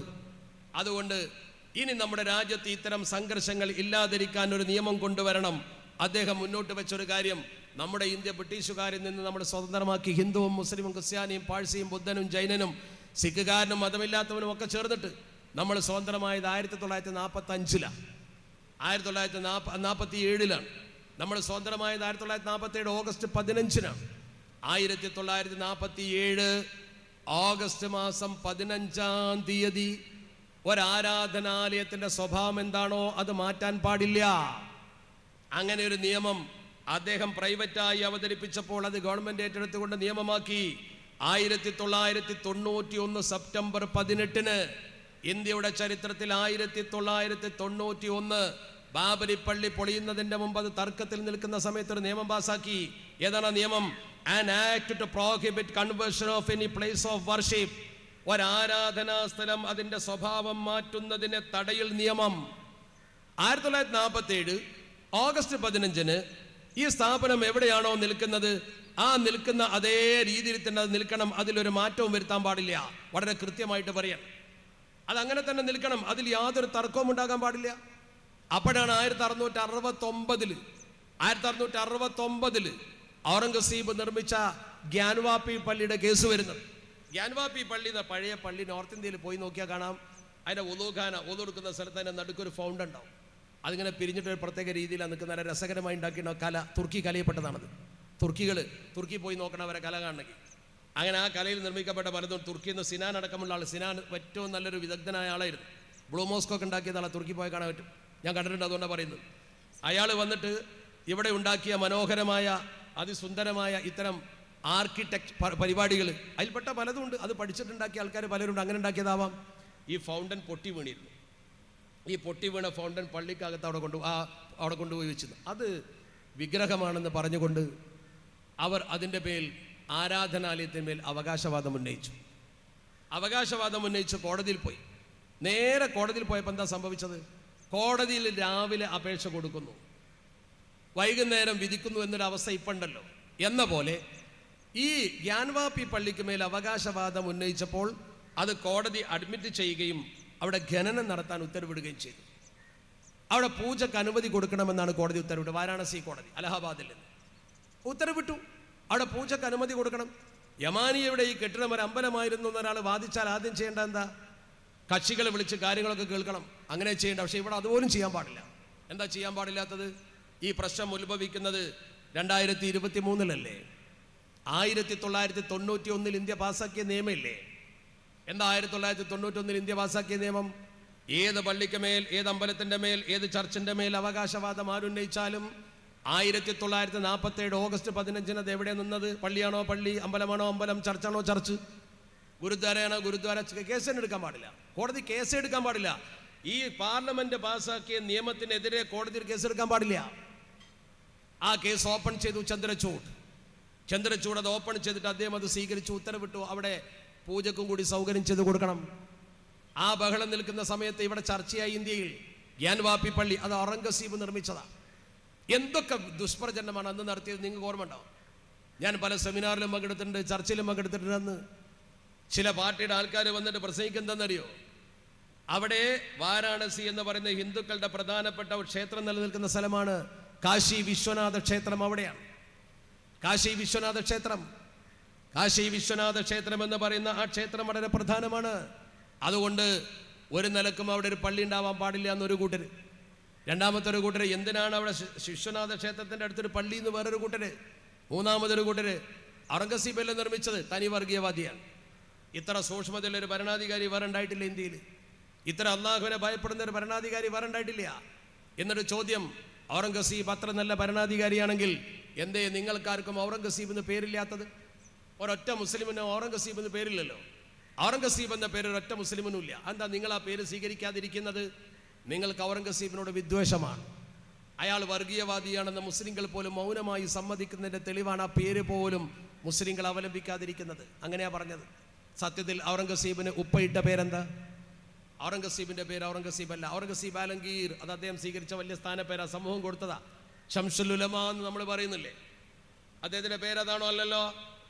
ആ പേരെല്ലാവരും ഉപയോഗിക്കുമോ? നേരെ മറിച്ച് അദ്ദേഹത്തിന് ഉപ്പ കൊടുത്ത പേര് അബുൽ മുളഫർ മുഹിയുദ്ദീൻ മുഹമ്മദ് എന്നാണ്. ചരിത്രത്തിൽ കൃത്യമാണ്. അദ്ദേഹത്തിൻ്റെ ഹിസ്റ്ററി പരിശോധിച്ചാൽ മനസ്സിലാവും. അബുൽ മുളഫർ മുഹിയുദ്ദീൻ മുഹമ്മദ്. മുസ്ലിങ്ങൾ ആ പേര് ഉപയോഗിക്കുന്നുണ്ട്. പിന്നെ രണ്ടാമത്തെ ഒരു ചോദ്യം എന്താ? രണ്ടാമത്തെ ചോദ്യം, അവിടെ വാരാണസിയിൽ ക്ഷേത്രമുള്ളപ്പോൾ പിന്നെന്തിനാ ഇപ്പുറത്തൊരു ക്ഷേത്രം, ഒരു പള്ളി ഉണ്ടാക്കിയത് എന്നാണ്. എന്തിനാ ഒരു പള്ളി ഉണ്ടാക്കിയത്? അതിന് മറുപടി ഉണ്ട്. ആ ക്ഷേത്രം അന്ന് വളരെ ചെറുതാണ്. 1780 669 പള്ളി ഉണ്ടാക്കുന്നത്, ഗ്യാൻവാപ്പി പള്ളി ഉണ്ടാക്കുന്നത്. ഔറംഗസീബ് പള്ളി ഉണ്ടാക്കുന്നത് 669. 1780 അഹല്യാബായ് ഹോൽക്കർ എന്ന് പറയുന്ന ഇൻഡോറിലെ റാണിയാണ് ആ ക്ഷേത്രം പുതുക്കിയിട്ട് വലിയ ക്ഷേത്രമാക്കി മാറ്റിയത്. അന്നും തർക്കമില്ല. 780 അത് വലിയ ക്ഷേത്രമായി. അന്ന് അവിടെ ക്ഷേത്രമുണ്ട്, തൊട്ടുപുറത്ത് പള്ളിയുണ്ട്, ഒരു കുഴപ്പമില്ല. 320 കൊല്ലം കഴിഞ്ഞ് 320 കൊല്ലം കഴിഞ്ഞിട്ട് 1990 ആ പള്ളിയും ഞങ്ങളെ ലിസ്റ്റിൽപ്പെട്ടതാണ് എന്നൊരു കൂട്ടർ പറയുന്നത്. ഏതുപോലെ മഖദൂമിൻ്റെ കാലം കഴിഞ്ഞ് 300 കൊല്ലം കഴിഞ്ഞിട്ടാണ് മൗലൂദ് ഓതാൻ പാടില്ല എന്ന് ചില ആൾക്കാർ നമ്മുടെ ഇടയിൽ പറഞ്ഞത് എന്ന പോലെ. ഒരു കാര്യമില്ലാതെ നമ്മുടെ സമൂഹത്തിൽ പൈതൃകത്തെ നിഷേധിക്കുക. ഈ അവസ്ഥ നമ്മുടെ സമൂഹത്തിലുണ്ടായി. നിങ്ങൾ ശരിക്കും ചിന്തിക്കണം, എന്താണ് ഇവിടെ കാര്യം? ആ പള്ളി നിർമ്മിക്കുന്ന സമയത്ത് അവിടെ ക്ഷേത്രം ചെറുതാണ്. പിന്നെ പള്ളി നിർമ്മിക്കാൻ ഒരു ക്ഷേത്രത്തിൻ്റെ മുമ്പിൽ തന്നെ വേണമായിരുന്നോ എന്ന ചോദ്യത്തിന് കൃത്യ മറുപടി ചരിത്രത്തിലുണ്ട്. ഹൈന്ദവ സമൂഹം എഴുതി വെച്ച ചരിത്രം പോലുണ്ട്. മലയാളത്തിൽ വിരചിതമായ വിജ്ഞാനകോശങ്ങളിൽ പോലും നിങ്ങൾക്ക് തെളിവ് തരാൻ പറ്റും. ഞാൻ കണ്ടിട്ടുണ്ട്, ഞാൻ ചരിത്രം വായിച്ചു നോക്കിയിട്ടുണ്ട്. ആരോടും പറയാൻ പറ്റും. എന്തിനാ പള്ളി അവിടെ തന്നെ ഉണ്ടാക്കിയത്? അവിടെ തന്നെ പള്ളി ഉണ്ടാക്കാനുള്ള പ്രധാനപ്പെട്ട കാരണം, അവിടെ തന്നെ പള്ളി നിർമ്മിക്കാനുള്ള ഏറ്റവും പ്രധാനപ്പെട്ട കാരണം ഒന്നാണ്, ആ പ്രദേശത്ത് ഔറംഗസീബിൻ്റെ ഭരണം നടത്തുന്ന ഒരു കോത്തുവാൾ ഉണ്ടായിരുന്നു. കോത്തുവാൾ എന്ന് പറഞ്ഞാൽ നമ്മുടെ നാട്ടിലൊക്കെ വില്ലേജ് ഓഫീസറെ പോലുള്ള ഒരു ഓഫീസറാണ്. ഒരു ഭരണാധികാരിയുടെ നികുതി പിരിക്കാൻ ചുമതലപ്പെടുത്തുന്ന ഓഫീസർ കോത്തുവാൾ എന്നാണ് പറയുക. നെറ്റ് കയ്യിലുണ്ടെങ്കിൽ ഒഴിവിട്ടുന്ന ഹൂ ഈസ് കോത്തുവാൾ എന്ന് ചോദിച്ചാൽ മതി. മലയാളത്തിൽ തന്നെ ചോദിച്ചാലും മതി, ഇംഗ്ലീഷിൽ ചോദിച്ചാലും മതി, കോത്തുവാൾ ആരെന്ന് പിടിയിട്ടു. ആ കോത്തുവാൾ മുസ്ലിമായിരുന്നു. ഈ മുസ്ലിം കോത്തുവാൾ അവിടെ ഭരണപ്രക്രിയകളൊക്കെ നിർവഹിച്ചു കൊണ്ട് നിൽക്കുന്ന സമയത്ത് അവിടെ ജീവിച്ചിരിക്കുന്ന ഒരു പ്രധാനപ്പെട്ട ബ്രാഹ്മണനുണ്ടായിരുന്നു, പൂജക്കൊക്കെ നേതൃത്വം കൊടുക്കുന്ന. ആ ബ്രാഹ്മണന്റെ മകൾ സുന്ദരിയായിരുന്നു. ആ സുന്ദരിയായ മകളെ വഴിപിഴപ്പിക്കുന്നതിന് വേണ്ടി ഈ കോത്തുവാൾ ശ്രമിച്ചു, പാട്ടിലാക്കാൻ ശ്രമിച്ചു. ഈ കോത്തുവാൾ ആ മകളുമായി ബന്ധം സ്ഥാപിക്കാൻ ശ്രമിച്ചു. തെറ്റായ മാർഗത്തിലൂടെ ആ പെണ്ണിനെ സ്വന്തമാക്കാൻ ശ്രമിച്ചപ്പോൾ അത് ഈ ബ്രാഹ്മണന് വലിയ പ്രയാസമുളവാക്കി. ആ ബ്രാഹ്മണൻ അതീവ രഹസ്യമായി ഔറംഗസീബിനെ കണ്ടു. നല്ല ശുദ്ധനായ ഭരണാധികാരിയായ ഔറംഗസീബിനോട് ചെന്നിട്ട് അദ്ദേഹം പരാതിപ്പെട്ടു. അങ്ങനെ പരാതിപ്പെട്ടപ്പോൾ ഔറംഗസീബിനോട് അദ്ദേഹം പറഞ്ഞു, കോത്തുവാളിനെ അറിയിക്കരുത്. കോത്തുവാളിനെ അറിയിച്ചാൽ അയാൾ ക്രൂര നടപടി സ്വീകരിക്കും. ആ പ്രദേശത്തെ ഭരണാധികാരിയാണ് അയാൾ, വില്ലേജ് ഓഫീസറെ പോലെ. അതുകൊണ്ട് ഔറംഗസീബ് വളരെ മാന്യമായി ആ വിഷയം ഏറ്റെടുത്തു. അദ്ദേഹം ആരെയും അറിയിച്ചില്ല, ആരെയും ചുമതലപ്പെടുത്തിയതുമില്ല. അദ്ദേഹം തന്നെ ആ ഗ്രാമത്തിൽ ചെന്ന് ഏതാനും ദിവസം വേഷപ്രച്ഛന്നനായി ആരും അറിയാതെ അവിടെ താമസിച്ചു. ആരും അറിയാതെ അദ്ദേഹം അവിടെ താമസിച്ചപ്പോൾ അദ്ദേഹം ഈ കാര്യങ്ങളൊക്കെ പശ്ചാത്തലത്തിൽ ശരിക്കൊന്ന് പഠിച്ച് ബോധ്യപ്പെട്ടപ്പോൾ അദ്ദേഹത്തിന് മനസ്സിലായി, ഈ കോത്തുവാളിൻ്റെ കയ്യിൽ തെറ്റായ നടപടിയുണ്ട്. അയാളെ സ്ഥാനത്തുനിന്ന് പുറത്താക്കി എന്ന് മാത്രമല്ല, കടുത്ത ശിക്ഷയും കൊടുത്തു. ഇത് ഈ ബ്രാഹ്മണന് വലിയ സന്തോഷമുളവാക്കി. ആ ബ്രാഹ്മണൻ സന്തോഷാധിക്യത്താൽ ചെന്നുകൊണ്ട് ഔറംഗസീബിനെ മുഖം കാണിച്ചു. ഔറംഗസീബിനോട് പറഞ്ഞു, പ്രഭോ, നിങ്ങളൊരു അന്യമതസ്ഥനാണ്, ഞാനൊരു അന്യമതസ്ഥനാണ്. നമ്മൾ രണ്ടും രണ്ട് മതക്കാരായിട്ടും എൻ്റെ മകളെ നിങ്ങൾ രക്ഷിച്ചു. എനിക്ക് അങ്ങയോട് തീർത്താൽ തീരാത്ത കടപ്പാടുണ്ട്. ആ തീർത്താൽ തീരാത്ത കടപ്പാട് കൊണ്ടാണ് ഞാൻ പറയുന്നത്, നമ്മൾ തമ്മിലുള്ള ഈ സൗഹൃദം ഇവിടെ നിലനിൽക്കണം.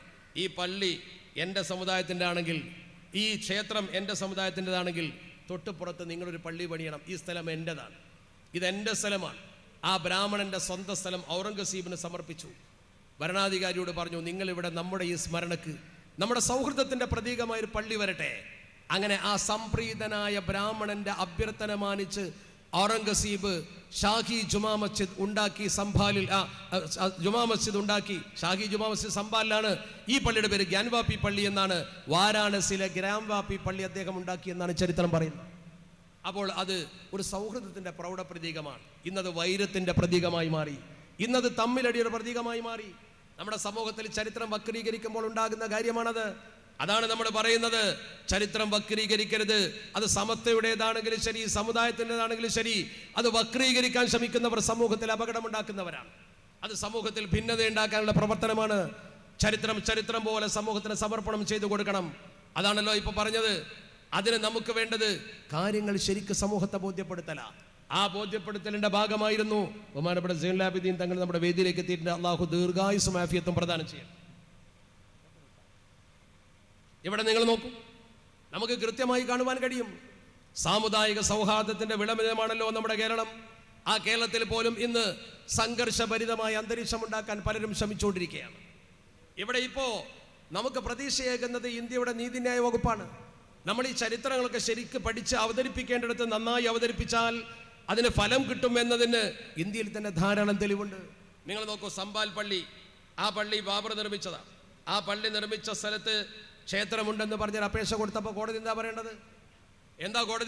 കോടതി പറയണം 1991 നിയമമുണ്ട് ഇവിടെ. ഓഗസ്റ്റ് 15 അത് പള്ളിയാണെങ്കിൽ പള്ളി തന്നെ, പിന്നെ അതിൽ തർക്കമില്ല എന്ന് പറയണം. അത് പറയുന്നതിന് പകരം രാവിലെ കൊടുത്തു, സ്വീകരിച്ചു, ഉച്ചയ്ക്ക് വിധി പറഞ്ഞു, വൈകുന്നേരം ആള് വന്നു, ഗണനം നടത്താനും പരിശോധിക്കാനും ജനങ്ങൾ തടഞ്ഞു, വെടിവെച്ചു, 5 പേര് മരിച്ചു. 5 മരണം. അനാവശ്യമായി 5 മരണമുണ്ടാക്കി. ആ മരണമുണ്ടാക്കി എന്ന് മാത്രമല്ല, അതിനേക്കാൾ പ്രധാനമായി നമ്മൾ മനസ്സിലാക്കേണ്ട ഏറ്റവും പ്രധാനപ്പെട്ട കാര്യം, ആ 5 മരണത്തിന്റെ പശ്ചാത്തലത്തിൽ ഒരു സംഘർഷമുണ്ടായി.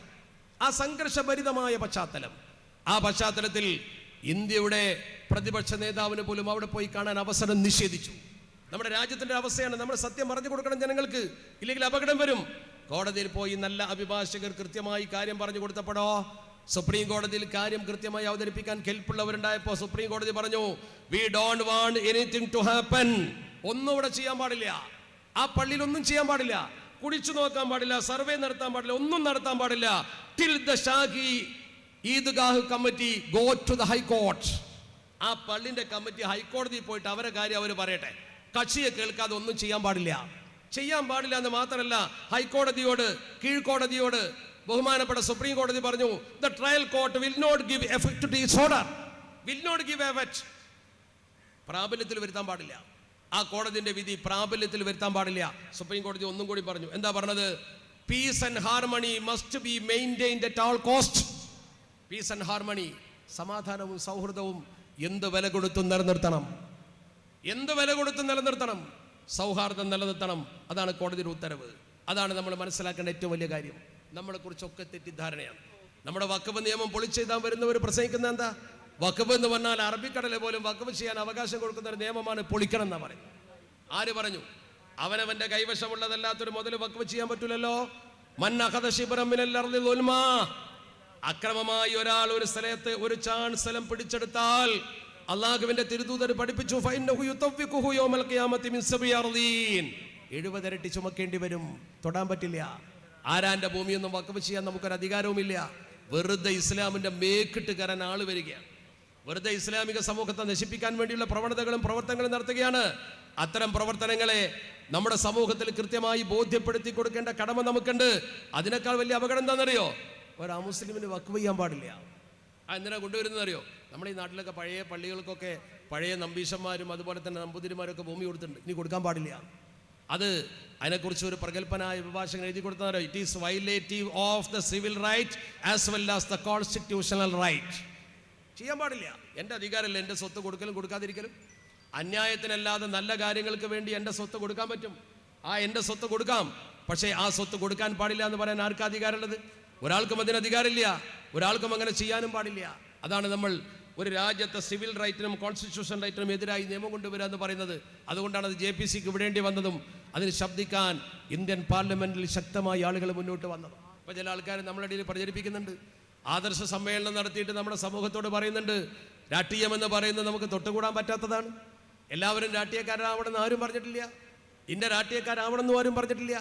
പക്ഷേ നമ്മളാരും രാഷ്ട്രീയക്കാരായില്ലെങ്കിലും രാഷ്ട്രീയം നമ്മളെ തേടി വരും. ഇത് ഇന്ത്യയാണ്. രാഷ്ട്രീയം നമ്മളെ തേടി ഇങ്ങോട്ട് വരും. നമുക്ക് സമത്വ കേരള ജംഇയ്യത്തുൽ ഉലമയുടെ ആദർശം പ്രധാനമാണ്. ആ ആദർശാധിഷ്ഠിത പ്രവർത്തനം പ്രധാനമാണ്. അതിലൊന്നും ആർക്കും ഒരു തർക്കവുമില്ല. ഇന്നിപ്പോൾ ചില ആളുകൾ രംഗത്ത് വന്നുകൊണ്ട് സമൂഹത്തിൽ ഈ സമുദായത്തിൻ്റെ മനോവികാരം മനസ്സിലാക്കാതെ ഈ സമൂഹത്തോട് സംസാരിച്ചുകൊണ്ട് വിള്ളലുകൾക്ക് വകവരുത്തുന്നുവെങ്കിൽ അവരുടെയൊക്കെ പ്രവർത്തനത്തിന്റെ 10 മടങ്ങ് ഒരു പ്രതിസന്ധി ഘട്ടത്തിൽ സമൂഹത്തോട് പ്രസംഗിച്ച് ശംസുൽ ഉലമയുടെ മാർഗത്തിലേക്ക് ഈ സമൂഹത്തെ ഉറപ്പിച്ചു നിർത്താൻ ത്യാഗോജ്വല പ്രവർത്തനത്തിന്റെ ഒരുപാട് അധ്യായങ്ങൾ തീർത്ത ചരിത്രം നമ്മുടെ മുമ്പിലുണ്ട്. അതൊന്നും മറന്നു പോകണ്ട. ചരിത്രം മറന്നുകൊണ്ട് സമൂഹത്തോട് സംവദിക്കാൻ വരണ്ട. ആരാണെങ്കിലും ശരി, അവരോട് വളരെ കൃത്യമായി പറയാൻ ഞാൻ ആഗ്രഹിക്കുകയാണ്. ഈ സമൂഹത്തിൽ സമത്വ കേരള ജംഇയ്യത്തുൽ ഉലമയുടെ പ്രതിസന്ധി ഘട്ടങ്ങളിൽ ആ സമത്വ കേരള ജംഇയ്യത്തുൽ ഉലമയുടെ ആദർശത്തിൽ അധിഷ്ഠിതമായ സ്ഥാപനങ്ങളെ പിടിച്ചു നിർത്താനും സമ്മേളനങ്ങൾ നടത്തുവാനും ഒക്കെ സഹായിച്ച ഉമറാക്കളുണ്ട്, സാധാരണക്കാരുണ്ട്, കേസ് നടത്തിയവരുണ്ട്, ഇന്നും കേസിലുള്ളവരുണ്ട്, പണം നഷ്ടപ്പെട്ടവരുണ്ട്. അവരെ വേദനിപ്പിക്കുന്ന പണിയുമായി ഇറങ്ങിയാൽ നമ്മുടെ സമൂഹത്തിന്റെ അടിത്തറ തകർക്കുന്ന പ്രവർത്തനമായിരിക്കും അത്.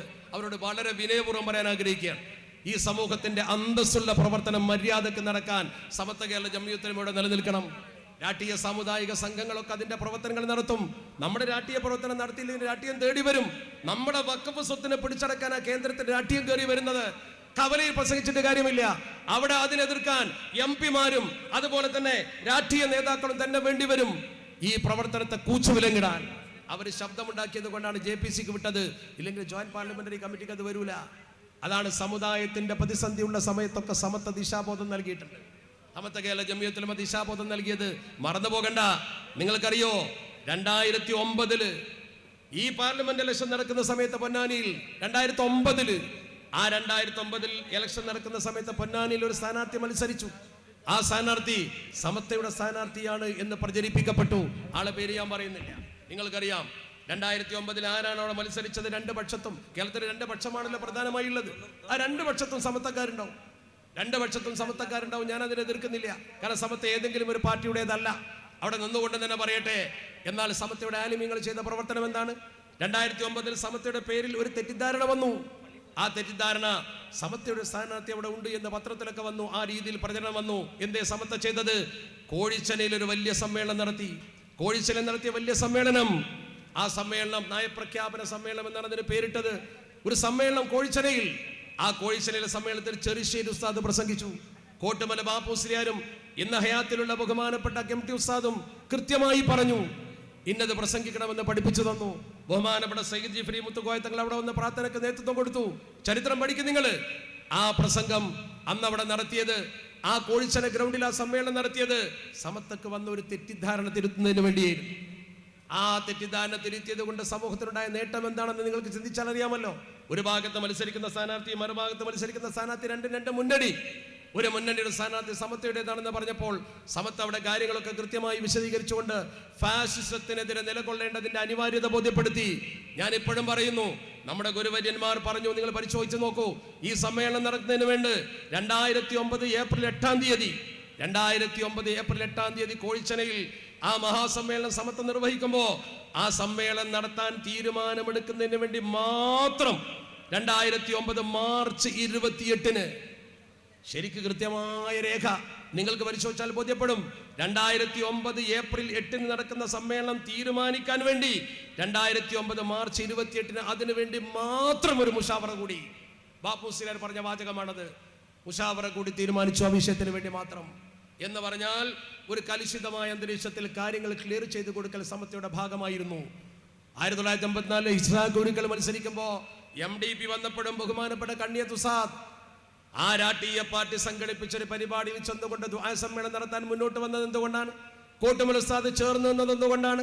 KK ഉസ്താദ് ചേർന്ന് നിന്നത് എന്തുകൊണ്ടാണ്? നാട്ടിക മുസവലി ചേർന്ന് നിന്നത് എന്തുകൊണ്ടാണ്? ഇന്നിപ്പോ നമ്മുടെ സമൂഹത്തിൽ അതൊന്നും ചർച്ച ചെയ്യാൻ പാടില്ലാത്ത വിധം സമൂഹത്തിലേക്ക് ചിലർ അസ്ത്രം എയ്തുകൊണ്ടിരിക്കുന്നു. ആരാണെങ്കിലും ശരി. നാട്ടിക മൂസ മൗലവി നിങ്ങൾക്കറിയാം, ഇത്ര നല്ല സുന്നത്ത് ജമാഅത്ത് പ്രസംഗിച്ച അഹ്ലു സുന്നത്തി വ ജമാഅത്തിന്റെ പ്രതിഭാധന്യമായ പ്രവർത്തനം സമൂഹത്തിൽ കാഴ്ചവെച്ച, ജനങ്ങളെ മുഴുവൻ സുന്നത്തി ജമാഅത്തിലേക്ക് ആദർശിച്ച, മാത്രമല്ല ആരെങ്കിലും വിദേഹത്തിന്റെ നാമ്പെടുക്കുന്ന പ്രദേശത്തേക്ക് ക്ഷണിച്ചാൽ അതിന്റെ മുനയൊടിക്കും വിധം കൃത്യമായി പ്രസംഗിച്ച് നമുക്കൊക്കെ ദിശാബോധം നൽകിയ വലിയൊരു മനുഷ്യൻ. പഞ്ചായത്ത് മെമ്പറായിരുന്നു, പഞ്ചായത്ത് പ്രസിഡന്റ് ആയിരുന്നു. ആദർശം ചോർന്നു പോയിട്ടില്ല. ഇപ്പൊ ചിലര് പറയുന്നു രാഷ്ട്രീയത്തിനോട് സഹകരിച്ചാൽ ആദർശം ചോർന്നു പോകും, അത് ആദർശമല്ല, അവിടെ നിൽക്കാൻ പറ്റില്ല എന്നൊക്കെ പറഞ്ഞുകൊണ്ട് സമൂഹത്തിൽ പുതിയ ദിശാബോധം കൊണ്ടുവരുന്നവർ ഏത് പാരമ്പര്യമാണ് സമൂഹത്തെ പഠിപ്പിക്കുന്നത്? ആ പാരമ്പര്യത്തിലെല്ലാം നമ്മളാരും വളർന്നതും പഠിച്ചതും. മഹാനായ ശംസുൽ ഉലമായുടെ ഒരു പാരമ്പര്യമുണ്ട്. മഹാനവർക്ക് കാണിച്ചൊരു ദിശാബോധമുണ്ട്. നിങ്ങളൊക്കെ രാഷ്ട്രീയക്കാരാകണം എന്നല്ല അതിൻ്റെ അർത്ഥം. ആ രാഷ്ട്രീയ പ്രവർത്തനത്തിൽ നിന്ന് സമൂഹത്തെ പുറകോട്ട് കൊണ്ടുപോകരുത്. കാരണം മുസ്ലിം സമൂഹം ആ രാഷ്ട്രീയ ദിശാബോധത്തിൽ നിന്ന് പുറകോട്ട് പോയാൽ, ഈ കൂട്ടായ്മ നശിച്ചാൽ, നമ്മുടെ ഇന്ത്യ മഹാരാജ്യത്ത് മുസ്ലിം അനുഭവിക്കുന്ന പ്രതിസന്ധികൾക്കെതിരെ ഉത്തരവാദപ്പെട്ട സ്ഥാനത്ത് എഴുന്നേറ്റ് പറയാൻ ആളില്ലാത്ത അവസ്ഥ വരും. അരാജകത്വം വളരും, നിരീശ്വരത്വം വളരും, നിർമ്മതവാദം വളരും. ആ നിർമ്മതവാദത്തിലേക്ക് നമ്മുടെ കുട്ടികൾ പോകും. അതിനെ ഭയപ്പെട്ടത് കൊണ്ട് മാത്രമാണ് പറയുന്നത്. എന്നിട്ട് ഇത് പറഞ്ഞാൽ നമ്മളെ മേക്കിട്ട് കയറാൻ വരും. അവർ രാഷ്ട്രീയത്തിന് വേണ്ടി പറയുകയാണ്. നിങ്ങളാരും ഞങ്ങളെ പഠിപ്പിക്കാൻ വരണ്ട. രാഷ്ട്രീയത്തിൽ പ്രവർത്തിക്കണമെങ്കിൽ നേരിട്ട് രാഷ്ട്രീയത്തിൽ ഇറങ്ങി പ്രവർത്തിക്കാനും സ്ഥാനം നേടാനും ഞങ്ങൾക്കറിയാം. പക്ഷെ പ്രധാനം സുന്നത്തിയമായതായതുകൊണ്ട് നമ്മൾ ഇവിടെയാണ് നിൽക്കേണ്ടത് എന്ന ബോധത്തോടു കൂടി ആ പ്രവർത്തനം സമൂഹത്തിന് ഗുണകരമാണ് എന്ന് കണ്ടതുകൊണ്ട് മാത്രം ആ വിഷയത്തെ സമൂഹത്തെ തെര്യപ്പെടുത്തുക മാത്രമാണ് ചെയ്യുന്നത്. അത് പൂർവികർ ചെയ്ത പാതയാണ്. മാനു മുസ്ലിയാർ ചെയ്ത പാത, KT മാനു മുസ്ലിയാർ, KV മുഹമ്മദ് മുസ്ലിയാർ, അതുപോലെ തന്നെ CH ഹൈദ്രോസ് മുസ്ലിയാർ, ബഹുമാനപ്പെട്ട സമത്വ കേരള ജമിയത്തുലമയുടെ നായകനും നന്ദി ദാറുസ്സലാമിലെ ഉസ്താദുമായിരുന്ന KC ജമാലുദ്ദീൻ മുസ്ലിയാർ കാണിച്ച മാർഗം. അവരൊക്കെ തെറ്റ് ചെയ്തു എന്നാണോ നിങ്ങൾ പറയുന്നത്? അവരൊക്കെ തെറ്റായ മാർഗത്തിലൂടെ പോയി എന്നാണോ പറയുന്നത്? അങ്ങനെ ഒരു പ്രവർത്തനം ഈ സമൂഹത്തിൽ കൊണ്ടുവന്നുകൊണ്ട് ദിശ തെറ്റിക്കാൻ ശ്രമിക്കുന്നത് അപകടകരമാണ് എന്ന് വിനയപൂർവ്വം ആവർത്തിക്കുക. ഇവിടെ ബഹുമാനപ്പെട്ട സയ്യിദുൽ ഉലമയും ബഹുമാനപ്പെട്ട പാണക്കാട് സയ്യിദ് സ്വാദിഖ് അലി ശിഹാബ് തങ്ങളും ചേർന്ന് നിന്നുകൊണ്ട് നടത്തുന്ന പ്രവർത്തനത്തെ പിന്തുണക്കല നമ്മുടെ കടമ. അവരെന്ത് പറഞ്ഞോ അവിടെ നിൽക്കല നമ്മുടെ കടമ. അവരെ രണ്ടു ഭാഗത്തേക്ക് ചിന്തിപ്പിക്കുന്ന വാട്സപ്പ് പോസ്റ്റുകളാണെങ്കിലും ശരി, ട്വിറ്ററുകളാണെങ്കിലും ശരി, പ്രസംഗങ്ങളാണെങ്കിലും ശരി, അഭിപ്രായ വ്യത്യാസങ്ങളാണെങ്കിലും ശരി, അത് ഈ സമൂഹത്തിൽ വർദ്ധിപ്പിക്കുന്ന പ്രവർത്തനത്തിലേക്ക് ആര് പോകുന്നുവെങ്കിലും അത് ഉമ്മത്തിന്റെ നെടുകെ പിളർക്കുന്ന പ്രവർത്തനമായിരിക്കും. ഈ ഉമ്മത്ത് ഒരുമിച്ച് നിന്ന് കാണാൻ ആഗ്രഹിക്കുന്നവർക്ക് അതിൽ താല്പര്യമുണ്ടാകില്ല. അതുകൊണ്ട് തന്നെ ചെറുപ്പക്കാർ വഴിമാറും. നമ്മുടെ ആളുകൾ ചെയ്യുന്ന ഈ പ്രവർത്തനം നിങ്ങൾ ഈ തരത്തിലായാൽ ഞങ്ങൾ എന്തിനു കൂടെ നിൽക്കുന്നു എന്ന് ചോദിച്ചുകൊണ്ട് പുതിയ ചിന്തയിലേക്ക് അവർ പോകും. ആ വിദേഹത്തിന്റെ വളർച്ചക്ക് കൂട്ടു നിൽക്കണോ? നമ്മൾക്ക് വരച്ചു തന്നൊരു വരയുണ്ട്. ആ വരയുടെ പിന്നാലെ പോകാനാണ് നമ്മൾ ശ്രമിക്കേണ്ടത്. ആ മാർഗം അവലംബിച്ചുകൊണ്ട് സുന്നത്ത് ജമാഅത്തിനും സമത്വക്കും പ്രാധാന്യം കൊടുത്തുകൊണ്ട് തന്നെ മുസ്ലിം സംഘശക്തിയെ നമ്മൾ ഈ സമൂഹത്തിൽ അപ്രസക്തമാക്കാതെ, അവരുടെ കാര്യം പറയാൻ അവരുണ്ട്, അവർക്ക് കാര്യങ്ങൾ കൈകാര്യം ചെയ്യാൻ അറിയാം, അതിന്റെ പ്രഭാഷണം നടത്താനും ആളുണ്ട്, അതിനൊന്നും നമ്മൾ ആവശ്യമില്ല. നമ്മുടെ സഹായം ഒരു പക്ഷെ അവർക്ക് ആവശ്യമുണ്ടായിരിക്കില്ല. പക്ഷെ ജനമധ്യത്തിൽ ആ പ്രവർത്തനത്തിന്റെ മഹത്വം നശിപ്പിച്ചു കാണിച്ചാൽ മതേതര ഇന്ത്യയിലെ നിലനിൽപ്പിന് അത് ബാധിക്കും എന്ന് മാത്രമാണ് വിനയപൂർവ്വം സൂചിപ്പിക്കുന്നത്. കൂടുതലൊന്നും ഞാൻ പറയുന്നില്ല. 5:30 വരെ പ്രസംഗിക്കാനാണ് എന്നോട് പറഞ്ഞത്. ഞാൻ എൻ്റെ കടമ നിർവഹിച്ചിരിക്കുന്നു. അല്ലാഹു റബ്ബുൽ ഇസ്സത്ത് ഈ സ്ഥാപനത്തെ മനോഹരമായി ഇതുപോലെ ഉയർത്തിക്കൊണ്ടുവന്ന പോലെ ഇനിയും മുന്നോട്ട് കൊണ്ടുപോകാൻ എല്ലാ കഴിവും തൗഫീഖും പ്രാഗൽഭ്യവും നിങ്ങൾക്ക് നൽകട്ടെ എന്ന് മാത്രം സൂചിപ്പിച്ചുകൊണ്ട് ഞാൻ എൻ്റെ വാക്കുകൾ അവസാനിപ്പിക്കുകയാണ്. ഏതൊക്കെയോ സാപ്രവർത്തകർ വിളിച്ചു, യമാനിയിൽ വന്നാൽ തടയുന്നൊക്കെ പറഞ്ഞത്രേ. ഞാൻ പൂക്കോട്ടൂരാ ജനിച്ചത്. ആ ആളുകൾ എനിക്കൊന്ന് കാണണം, ആണ് എനിക്ക് ആവശ്യം. എൻ്റെ ജീവിതത്തിൽ അങ്ങനെ മുട്ടുവിറക്കുന്ന ഏർപ്പാട് ഇന്ന് വരെ ഉണ്ടായിട്ടില്ല. അങ്ങനെ ഒരുത്തരുണ്ടെങ്കിൽ നേരിട്ട് വരാം. ഞാൻ അവരെ വെല്ലുവിളിക്കാൻ ആഗ്രഹിക്കുകയാണ്. അള്ളാഹുവിന്റെ ഭൂമിയിൽ ദീൻ പറഞ്ഞതിന്റെ പേരിൽ, ആദർശം പറഞ്ഞതിന്റെ പേരിൽ, സമത്വക്ക് വേണ്ടി നിലകൊണ്ടതിന്റെ പേരിൽ എന്ത് വെല്ലുവിളി നേരിടാനും തയ്യാറാണെന്ന് 1000 തവണ പ്രഖ്യാപിക്കാൻ ഞാൻ തയ്യാറാണ്. അതിനൊന്നും നിങ്ങൾ മുട്ടുവറപ്പിക്കാൻ നോക്കണ്ട. അള്ളാഹു അനുഗ്രഹിക്കട്ടെ. അസ്സലാമു അലൈക്കും. ഇൻഷാ അല്ലാഹ് മഗ്‌രിബ്